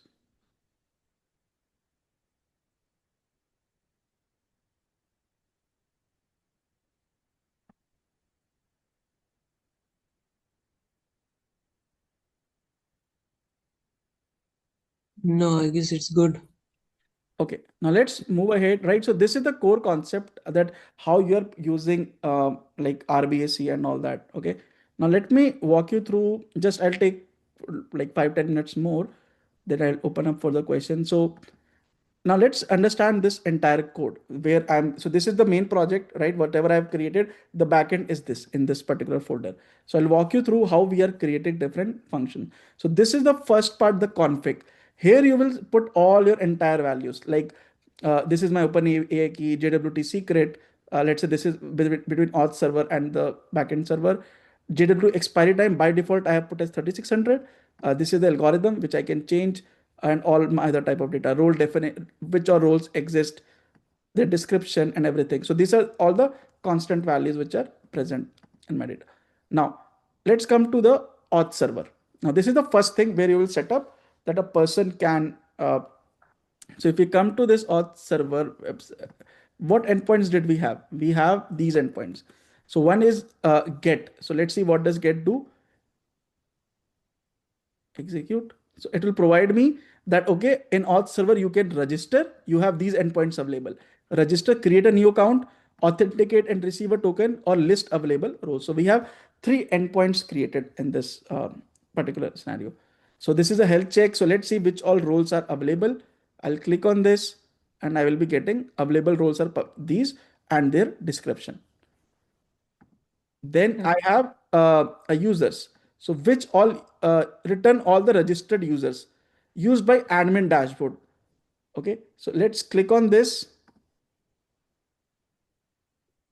Okay, because I authenticated by user, so I am able to right now see. So this endpoint you will not expose publicly, so that outside people cannot. I've just put it just to show you that you will have an endpoint through which you'll get to know which all users are available, but you will not never expose this publicly. Only admin should be able to access this endpoint. Then you have this endpoint register, which we saw that how to register some anyone, right? This we did, right? You will come here, provide your everything, and you will be registered. Then login. When you log in, this particular thing will give you your JWT token. And then other are there. They are basically interconnected. Like for this, I need this to do this, right? So now let's understand all this through programmatically how it's working. Is that you'll first of all, I'm using fast API. So you'll set up this fast API, and this middleware I'm using because to connect front end and back end, you need to provide which all API endpoints can use. So the first thing that is happening is called as verified token. This is an important function. What does it do? That it takes whenever an API request comes to your endpoint. So this function HTTP or credential it takes, okay, it will take decode your JWT.decode. It will take everything, okay, and from that it will verify whether that token is expired or not. So you will raise the function if it is expired and all that, right? So this function is just to verify the token, that if it is valid, good. If it is not valid, then remove it. Okay. Then this is for, I mean, this is an additional function. Don't need to know right now. Now let's come to this part. This is whenever a register request comes. So it's just a API format which we are taking. We are saying that we will take username, password, and its role, and login user just needs to provide username and password, and we will give him token and other things. Okay. So the first endpoint was this welcome message which we just clicked, right? So this is the first function, health function, roles, Now let's try to understand the register function. This is the major thing that you need to understand. How is this working? So whenever you register, so what does this function do? It will say register a new account. It validates that the username, first of all, if username is already existing, it should not allow that. Okay. So it will first check up in the database in the backend whether even if user is existing or not. And it ensure that request role is valid. It hashes the password, okay, and store in the user.db. So let's see how it is happening. First of all, it will extract username. So in the sign up page, you will enter my username is this, my password is this. So from that, this code will extract the username. Okay. Then it will check if user has not provided, or let's say user has provided username and not provided password, right? So that particular thing will be taken care here. If username is missing or a password is missing, then you provide this error that username and password are required. So this happens when you log in somewhere and you don't give your password, it will say password is missing. Okay. So now let's come with this. Suppose you're trying to register with the admin role. We have set up a logic in the backend that by default, you should go with public only, right? So you'll get this issue. Now, next is you will take the password. Let's say all these checks are done. These are like edge cases. You'll take the password that user has provided from this endpoint, and you'll run this by bcrypt library hash password function you will call, and say body.password, and you'll provide a salt value. By default, it takes it. Okay. So this is where your hash value is there. Okay. So your password will be hashed here. Now what you will do, you will say with SQLite, Karthik, one question here. The salt key will be stored somewhere, or it's going to be dynamic? It will be stored. It will store in the database in the backend. Because next time when users log in, you have to get that salt to get the hash value. Right. So now once you have this hashed password, you'll run the SQL command, insert into users. And what are we entering? Username and the hashed password that we have created here. Okay. So this is the username, hash, and role. So these three things we are entering in the database. And then we display the message user registered successfully. So this is the registration endpoint. Any doubt in this conceptually? Let me know, please.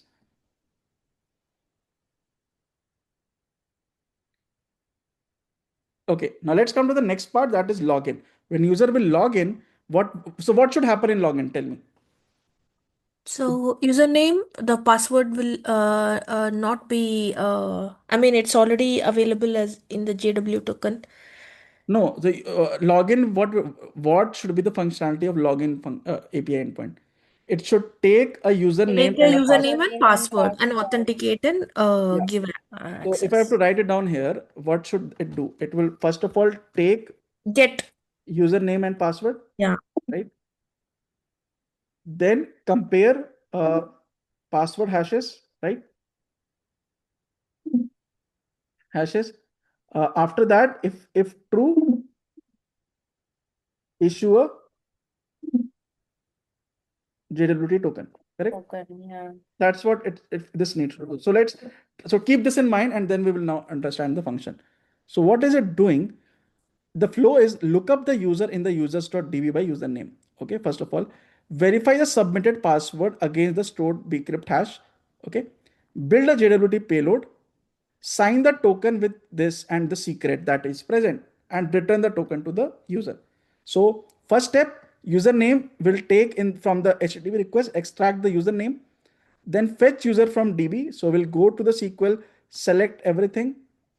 Okay, we'll get the username. So first of all, we will extract the row from this SQL DB. The step 2 will be verify. So I'm running this.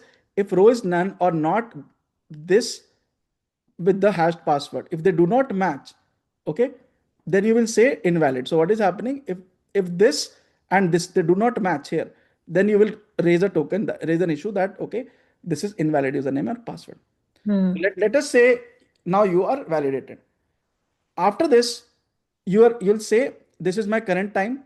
You'll issue this payload. So now is equal to init time.time. So this will give you the momentary time at that particular thing. So we'll create a payload. The payload is subject username that we got from this role that we already have, because now that role is stored in database.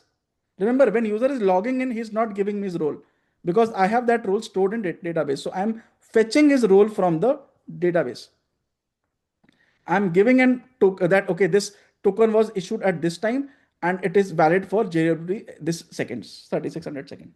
Okay, you can add lot of values here. If you see a like more detailed JWT, it has a lot of values present in that. Okay, for example, if you go extract that ChatGPT or token, right, it will have access level, like let's just use subscription level, it will have that. So those information are present in this. Then you will say token.jwt encode. You'll take the payload, take the JWT secret, and you'll take the algorithm. Okay, and then you will return the token. Got it?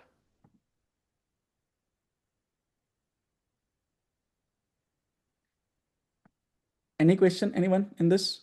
What is default in Python here when we do now? Is it UTC? It is I'll have to check. I also forgot, to be honest. Can someone just try and check it? Where did it go? Default time, I think it is UTC. That's what I think. Or it could be based on my system as well. I'm not sure. Actually, generally it is UTC only, because last time also in one session we saw that it was Let's do this now. UTC. Let's do this. So Print that now, huh? no, where is it? I have to code. Okay. Print now, and I also need to import time.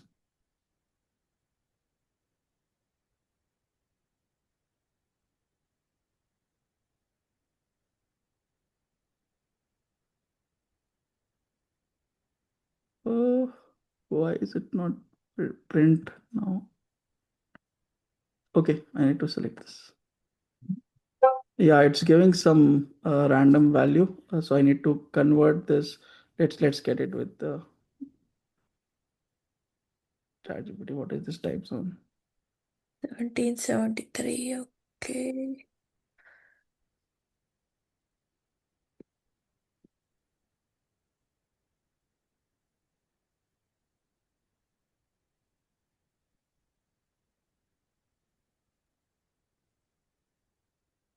It's UTC 448. Yeah. So like my local is 948 and UTC is, yeah, it's a UTC tag. Okay. Okay, your UTC -7. Okay. So this is your yeah, we were at auth server, right? So we created this auth server and we'll create other access point. You can see that later. Basically, if someone sends a request, then we'll check his user level, whether he can provide that access and all that, right? So that is something here. But now come to this part, RAG engine, and these are the two important codes. Right after that, I'll free you guys.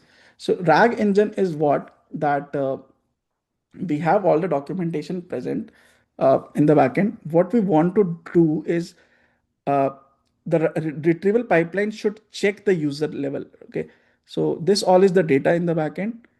Now, yeah, now this is the main function. Get 𝗪𝗫𝗁 retriever. So what does it do? It returns a LangChain retriever filter to the given user permission access. Okay, so what it will do, first of all, it will check that what level is present in this current request. So if user role not in role level, let's say that role does not even exist, then you will automatically throw an error. Then you will check what is the caller level, okay, and what is the allowed level. So for a person with level 2, what will be his allowed level? 0, 1, and 2. For a person with caller level 1, he can access 0 and 1. So we'll fetch this caller level and allowed levels. Okay. And then we will create this function basically to match this, whatever his access level is, whatever his allowed level is. And based on that, we will set up this 𝗪𝗫𝗁 retriever. So it's the same thing that it will check your access, allowed accesses, and it will only provide you those things. Because if you see in metadata, I have access level, right? And from this only it will compare that which all documentation it can provide. So right now I have how many documents? Like 20 documents. So based on level, it will decide which part to be allowed or not. So this logic needs to sit in your data, not in your prompt. Because if, tell me what is the difference? What if you set this logic in the prompt? What will be the problem? What if So non-deterministic. So this has to be no, that's not correct answer. So think like this. Let's try to understand this through this diagram. So let us say you are sending a request to the agent. Okay. This is your agent. And this is your database. Okay. Now, so you will send request. Let's say what is the value of this? Now agent, what it will do, it will think like this. It will like filter your query, filter your request, and send the same request to DB. Now DB will determine whether to provide access to you or not. This is one way. And the another way which we were discussing is that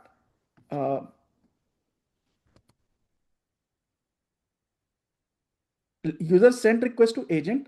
Agent will get the information from database anyway, all the information from the database, and agent will do the filtering. So the filtering part, the main question is who should be the authorizer, like authorizer.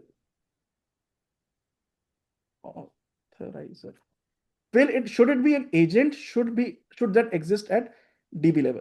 What do you think? DB level, because which tables, which access, who needs access should be at the DB level. Should be at DB, because if you do that at agent level, what will happen? Your agent will automatically fetch the information from DB wait a second. This is this and this is this. Okay.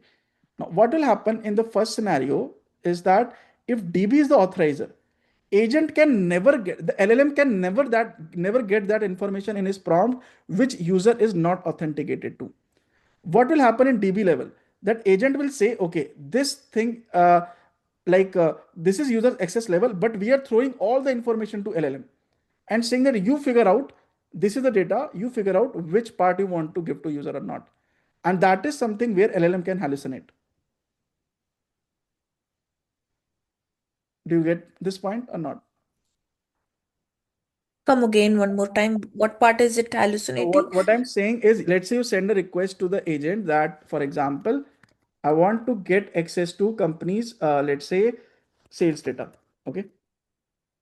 Now, there are two ways to do this. One is you filter this request and you directly send to DB, and this request will go to DB, and DB will return the selected data. Okay.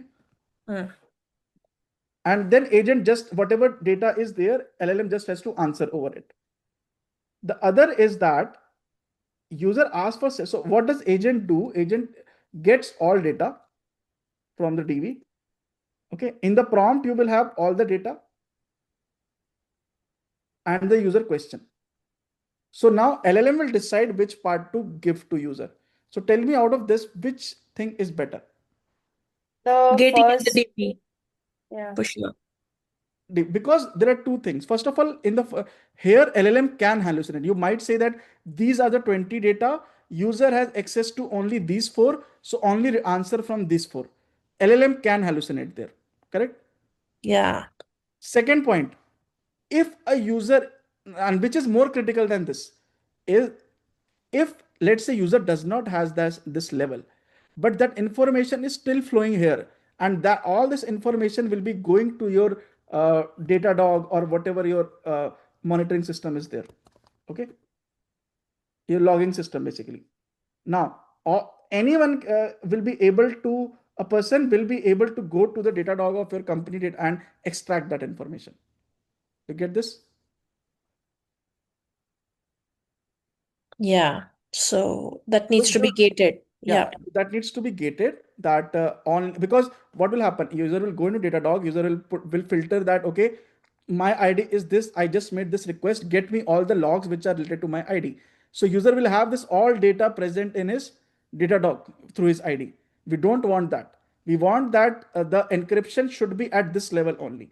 So the database only gives what user is authenticated. It should not rely to LLM or agent. That is the point. Clear, everyone? I know these concepts, if you're doing for the first time, you won't get it in first time, like in one go, but just try to do a little revision and you'll understand it, don't worry. So the main, if you can understand how the authentication flow works, JWT works, verification works, at least if you're a first timer, that's more than enough for now. Okay. So this is RAG engine, and last is resource server. So what we will do in resource server, same thing. We'll take this. This is where we will write down the. So we have built a LangGraph based agent. We have created two tools. One tool is this, and other is SQLite based tool. And there automatically your role based access is being handled here. And this is the prompt that you are an AI assistant. This is the current username. This is his role, clearance level, and all those prompt. You will write it down and create agent, send request, and you will get the answer. So this is main of it. If you see, if I'm everything that I'm doing in the resource server, let's talk about chat function. If you see the chat function, what I'm doing, I'm getting the chat request. Okay. I'm checking the user level, user role. Okay. And based on that, I'm passing to the agent that this is user's role. And in the backend, only tool is sufficient enough to accept the user role and decide what to give it back.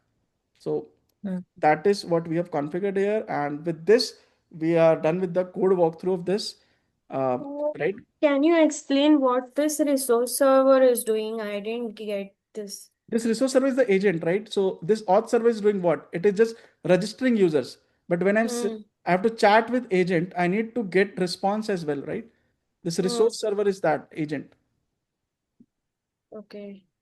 So if you see here, this is built agent, right? Now, this is a tool, this function, create agent. So this is the agent that we have created in the resource server. Okay. And now if let's come to the chat endpoint, what are we doing in the chat endpoint? We are saying that this is the user. See, the agent uses to this. So you'll get a user question here. Then what this function will do, it will do agent.invoke. This command is we are taking the agent and invoking with user question. Okay. So this resource server is taking a user question and passing to agent. And in agent in the backend is calling this file and checking which all data it can access. And based on that, it is providing an answer. Okay. So we can say like get data Yes. server instead of resource server for a better understanding. Yeah. So what is the sequence, Satvik? We should execute this in order to understand. Execute it. Let me show you very quickly. I have made it very easy for you guys. Okay. You don't need to even run manually. I have made this make file. Okay. So all you need to do is you need to update your .env with, I am using OpenAI key, put that and come to this make file. What you need to do is simply run 3 commands. Okay. One is just auth. Okay. It will automatically, so generally what happens, you need to run this Python, this 𝗪𝗪𝗪 command terminal, but you don't need to do that. Just use this command make and use this auth. So when you will run auth, it will spin up the auth server. Okay. Go to the new terminal, then do this make resource server. Okay. It will spin up the resource server. So it will load everything. Right now it is ready. Now if you have to load the front end, just do this make front end and it will automatically load the UI for you. So all you need to do, I've made it very easy for you. You don't need to worry about all that. And then you can. But first time after we create, we have to create the user and password. The role assigned is what? By default, it's public.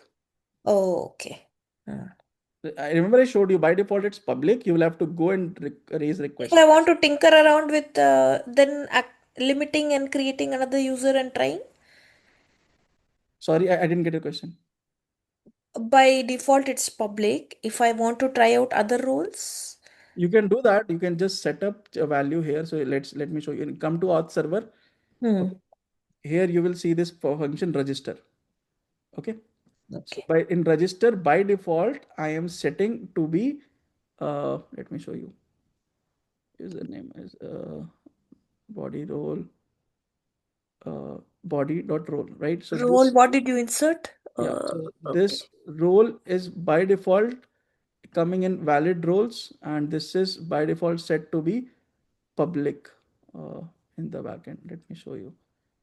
Valid roles. It is coming from From config. config. Okay. Okay. Got it. We need to change it, ticker around with config.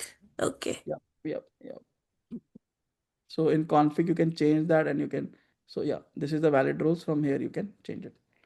Okay. So this is it. So remember, first just take this folder is the project.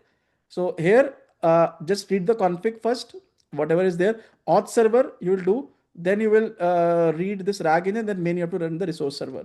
Okay, even if you don't want to run them let's say separately, I have made another command so that you can run everything at once. So if you come to this make file, you have this just make all. You'll say make. So I'll just close everything. Okay, make, and I'll just close everything from browser as well. So let's go here, close it, close it, close it, close it. Okay, right now if I go to localhost 8000 talks, okay, this is some other endpoint. That's so we don't have to do npm run dev. Yeah, you don't need to. So right now, see, there's nothing. So all you need to do is just run one command, everything will spin up for you. Just run this make all. Okay, see all. What does all do? It runs all of these three parallelly.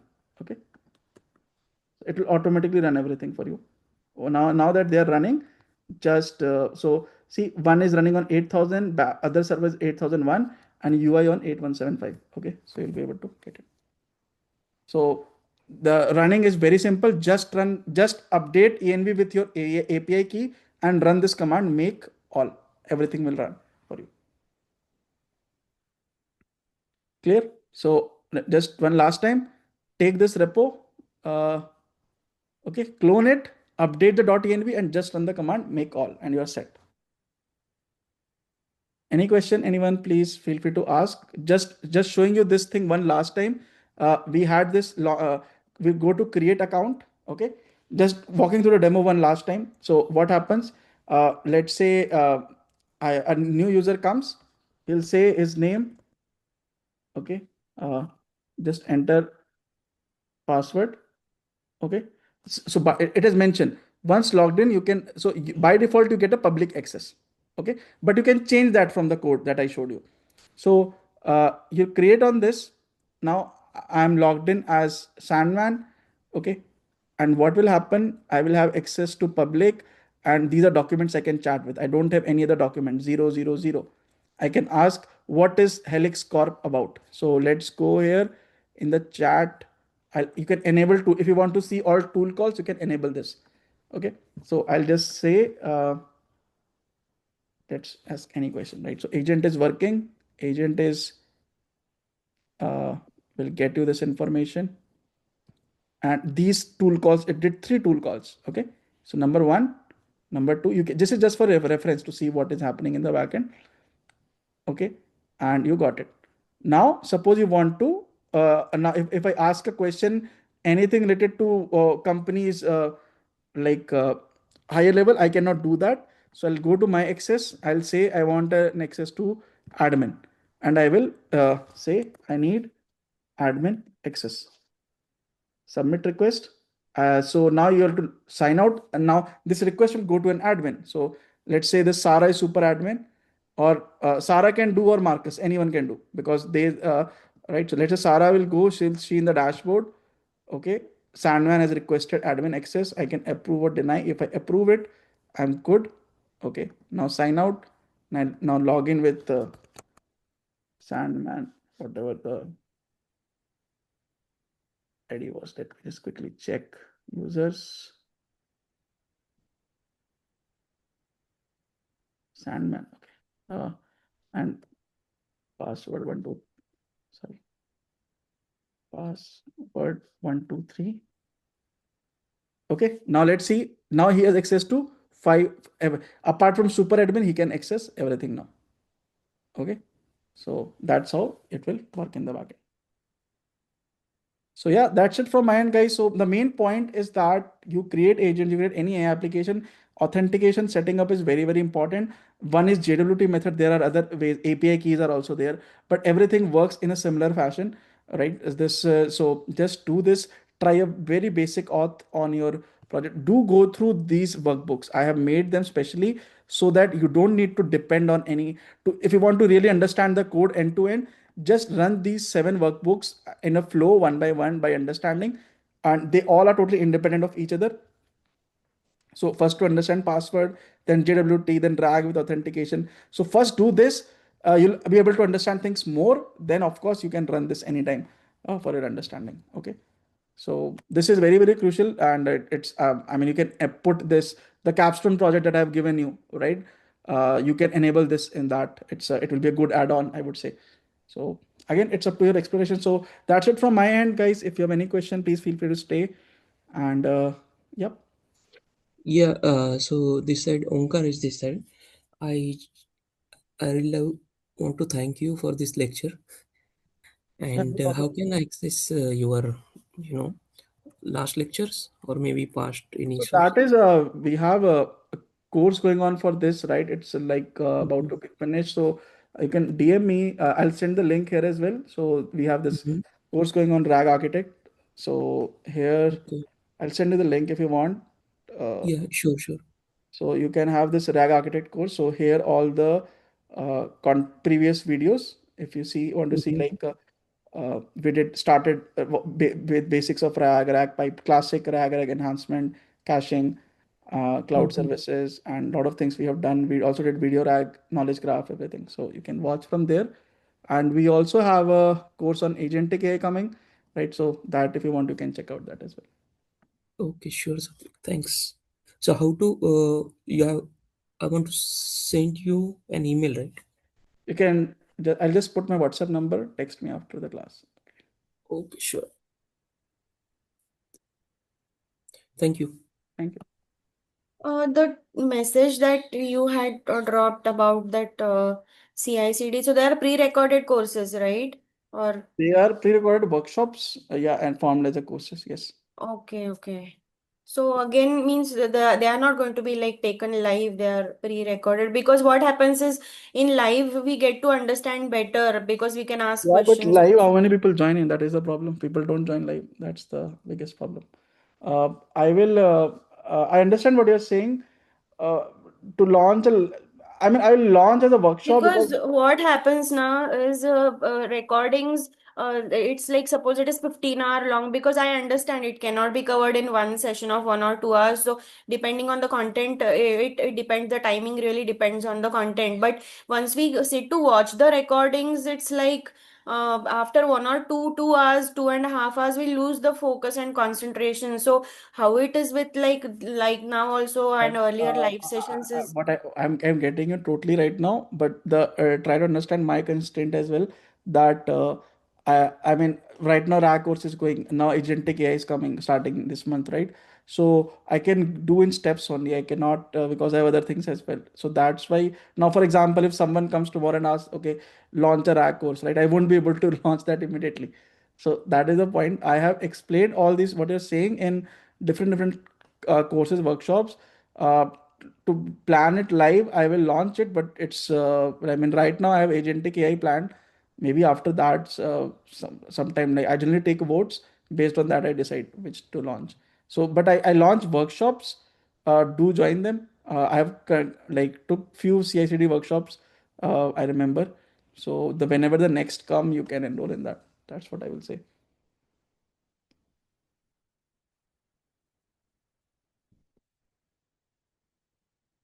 But yeah, I get your point that watching recorded lectures is not an easy task, which I totally agree. But there's a constraint on like I cannot launch live courses every other day, right? So like if I launch the course, next course will be something different, right? So that's the point. Yeah, anyone, any other question, please let me know. So Satvik, hello. Yeah, please. Yeah. So in the VS Code, you are using any coding agents? I use Can Cloud you Code. explain? I use Cloud Okay. Code, right? So like this is my So VS Code. yeah. I have Cloud Code set up here, and I can also use at CLI level. Okay. Okay. Suppose we want to use, means how much we have to pay or subscribe for that? So, I have the $200 per month subscription of Cloud Code because I do very heavy coding tasks. But you don't need to Okay. have that. You can take. So there are multiple ways. See, Cloud Code is very good, but it's expensive. So there's a $100 subscription per month. The $200 in $20 you cannot do the coding work. To be honest, if you want to go Okay. with little bit short method, like little cheap but still equally good, is take this codex from. So this comes with your ChatGPT subscription. So you, let's say you pay $20 a month for ChatGPT, this will be included in that. Okay. Okay. So there is something below. Okay, left side. That is a black box or something. Black box agent. Which one? Your right side. This is Sorry, GitHub Copilot. So what you can. Left side bottom icons are there, no? Which one? This? That one. Yeah. These are Kubernetes containers. Okay. Container. Okay. So there are some pre-coding agents like black Yeah, box. I'm coming up with that. So see, these are the three major. You can have Cloud Code. Okay, this is the most expensive. You can have this Codex, which is $20 a month. You can have GitHub Copilot, which is very good. Okay, for that it's $10 a month, I think, subscription. Okay, so you can take this. If you want something else, you'll have to do some work manually. So what you can do is, I'll show you. Go to this. There are two other tools. This Deep Agent CLI. Okay. This is by LangChain. So you can simply take this, but what will happen? It will work with your whatever. So you can choose any model with this. You can choose you'll be charged based on API request. So choose a smaller model, like, or a cheap model there. Okay. You use a Grok or something, or you can also use this called as Open Code. This is also a way of coding agent. So you can just download in your terminal and you can start coding. Nothing will come for free. I'll be very honest. What they do is they'll say that some request you get for free, but the moment you start working, right, lot of requests go. So that free does not work long for any time. At the moment, if I have to recommend something, I will say either take GitHub Copilot or take this Codex. I think most of you will have ChatGPT subscription, right? So use this one with this. So that this is good. Copilot is good. Cloud Code only do when you are doing very heavy coding tasks. So I do that. That's why I have taken it, but it's up to you. Yeah, okay. For GitHub Copilot, Yep. So to access GitHub Copilot in the editor, we have to configure some. No, nothing. key. Simply go to your GitHub. So let's say I go to GitHub. Okay. Here you will click here and you will see Copilot settings. Okay. So from there you can purchase. So I have Copilot as well. I didn't realize that, but you will see buy a subscription. So $10 a month, that is its fees.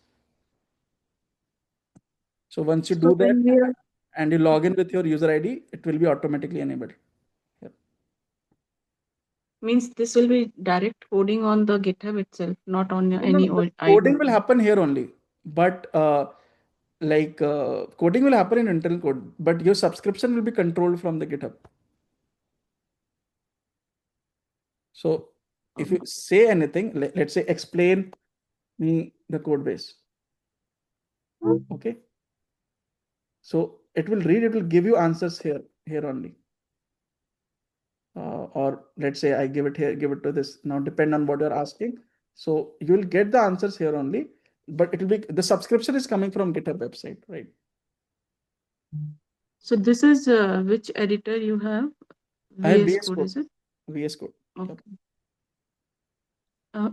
And problem I'm facing with VS Code, my Mac is on an older version, so it is not supporting VS Code.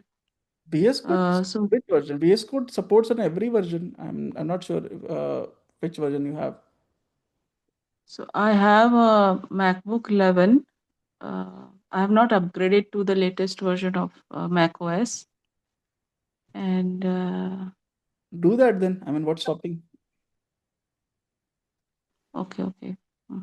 Right? Do that. Or if you think you don't want to code here, there's another way you can do. GitHub has introduced this feature. If you come to your repositories, okay, you will see something called as action agents. Okay. Here you can say that you can give a task, whatever you want agent to work. So suppose you say that in my current repo, let's say add 2 more endpoints to auth server to basically verify user claims, something like that. Anything you can write on, right? Do that and give it a command. What GitHub Copilot will do, it will automatically take your task, code, everything, and raise a PR against your main branch. That's what it does. Okay, just stopping it for now. I don't know if I can stop it. Stop. Yeah. So what it will create a GitHub Actions for you, and GitHub Action will analyze your code and create a new branch, and then you can check that code and merge it with your branch. So this is a free way of doing this. But here you won't be able to do iterations. Like you just gave one task, it will automatically do based on its knowledge, and yeah. So that's how it works. Any other question? Anyone? Please let me know.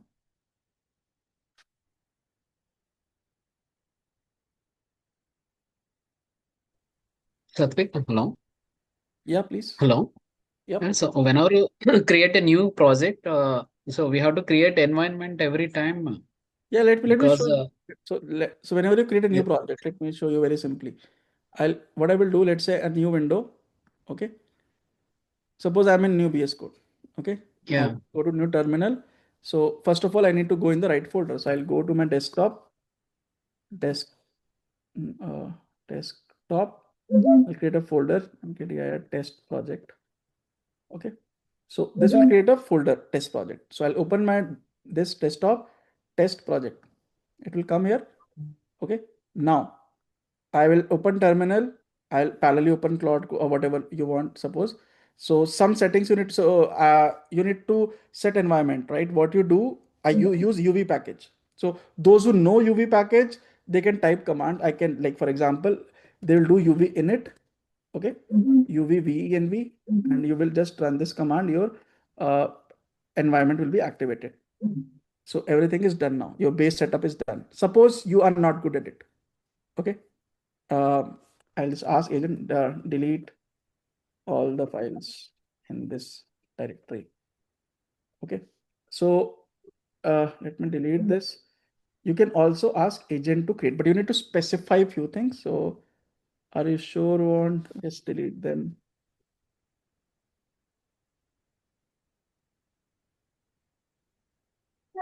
Okay, let's delete it. Directory is not totally empty. Let me delete this manually because it's not allowed to delete few things. So let's say this is my empty directory. Okay. You do not know those commands. Simply use any coding agent. Okay. Where is it?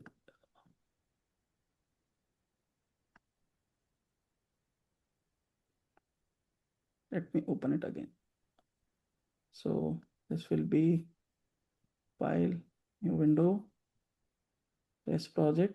Okay. So I'm here in test project. I'll open Claude Code. I'll say, I want to set up virtual environment. Okay. In this project. Okay. And then you specify what pack. I'll say I want to use UV. Use UV package manager. Okay.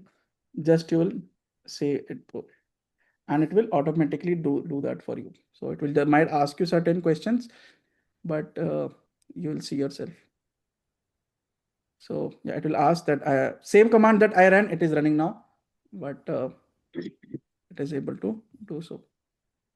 So it created the virtual environment. If you see here, and then it will give you that. To activate this, just run this command and it will, you are done. Clear? Clear. So when I'm creating environment using agent, it is struggling to find where the files are, the python.exe, where it is struggling actually. No, they should be present in your folder, right? If they see, agent will not have proper access to things outside this. So you will have to provide the information. You'll have to actually open the folder in which you are in right now. Suppose I create in F drive and my Python is in C drive. Yep. So it will not have proper access to things outside this folder. That's how these agents work. Okay. So you'll have to put things into this folder. Okay. So what is this use of UV actually? Sorry? You tell, okay, UV install using UV. So there's UV package manager, right? There you can use pip as well, conda as well. It's up to you. yeah. UV package manager, right? I'm using this one. So okay. Yeah. Any other question? Anyone?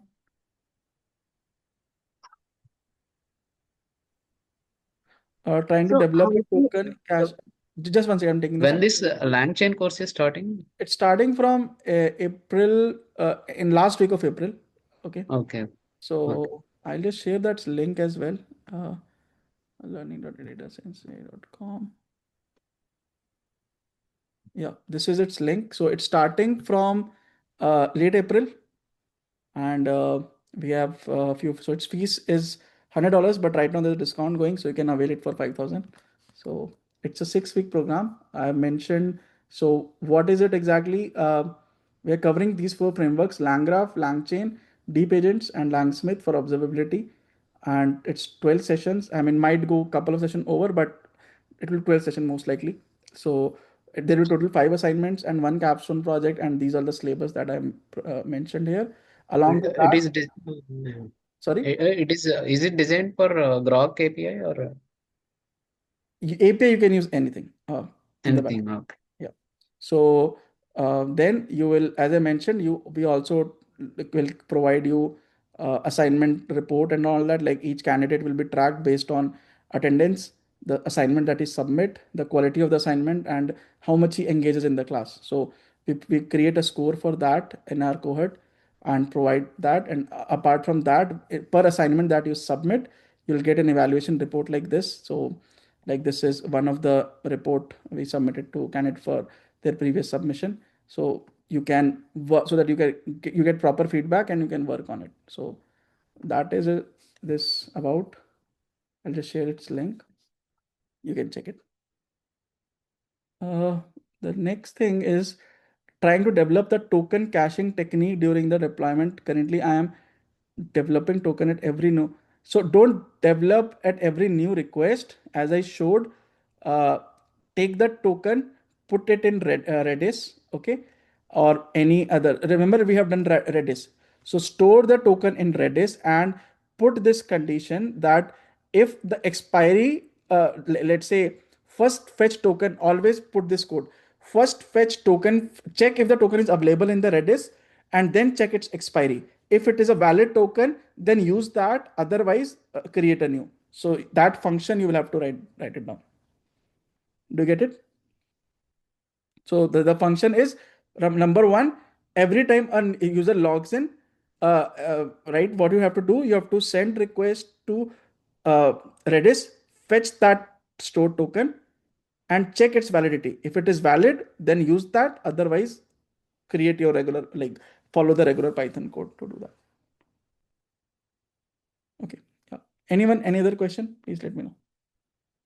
This RAG architect course, Satvik, I joined today itself. So Okay. how can I?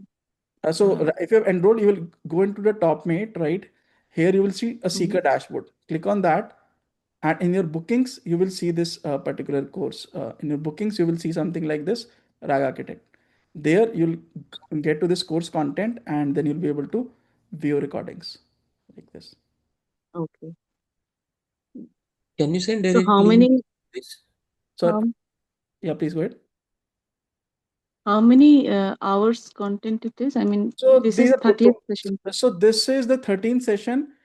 If I go, so every class is around 2 hours, and there are some pre-recorded videos, like for example, some coding videos that I added separately. So it would be around 25-30 hours of content. And then I've added some prerequisite. You can skip that if you don't want to do. So the course alone is around 25-30 hours, because each class is around two. Some classes are 2.5. So you can calculate around that. Mhm. Okay. Yeah, please. Can you Anyone? share the link here so that I can directly You're access? enrolled, right? So you just need I to have to log enroll. into TopMate. I cannot share link to your dashboard, right? With that only you. So just log into TopMate. Okay. At the top, you will see this secret dashboard, and there only you'll be able to. If you're not able to, just text me. I will help you. Okay.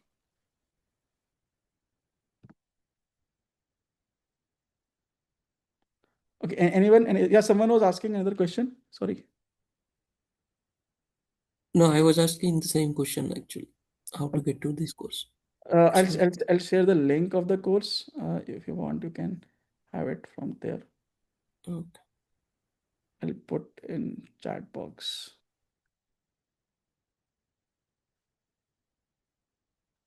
So just to tell you, the course fee of RAG Architect is 2,000 rupees, and course fee for the agentic AI is $100. But right now, we have an offer going on, so you can avail it at 5,000. Okay, so just check, just apply that coupon code, you will get for 5,000. And in this RAG architecture course, you have also covered this Redis and all, no? Yeah. So if you see, we had a session here on. Let me show you. Caching. We had done a caching 3-tiered approach. Okay. In Okay, this, sure. we did like Redis and all that. Okay, sure. Thanks. So let me, yeah, there's another question in chat. What is this? What is cookies exactly? Why do we get whenever we log into any new website that accept all cookies?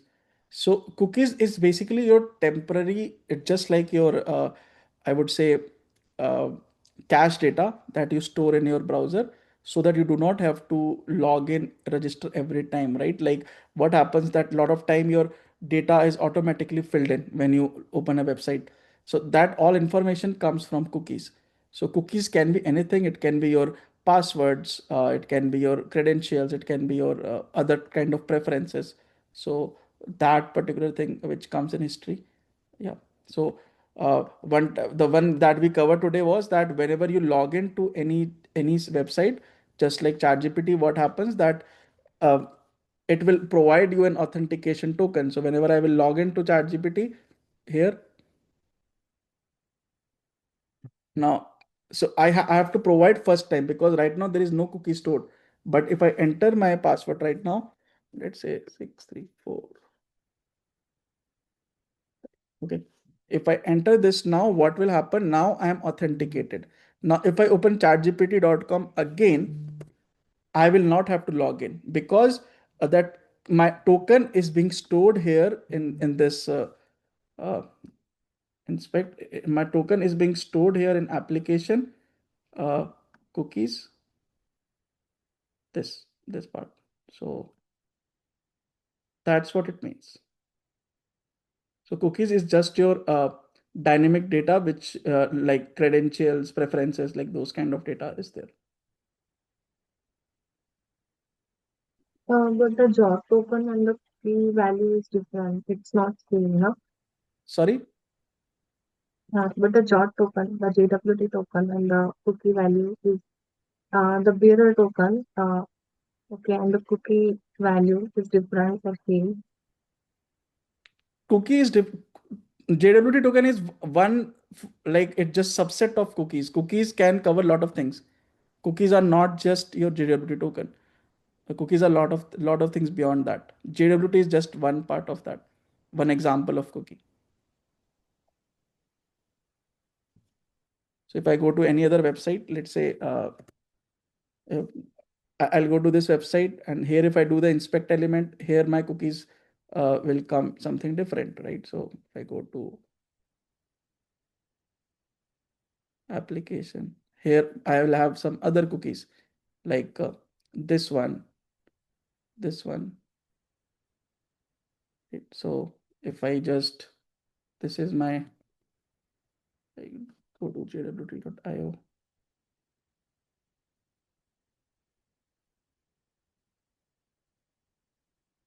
Yeah, so this will be something else. So these all are cookies. So the cookies can be a lot of things, not only your JWT token, it can be a lot of things. Mostly they are your credentials, because the usage of cookies that you do not have to use things like go through the same process again and again. That is the usage of cookies. So there can be multiple examples.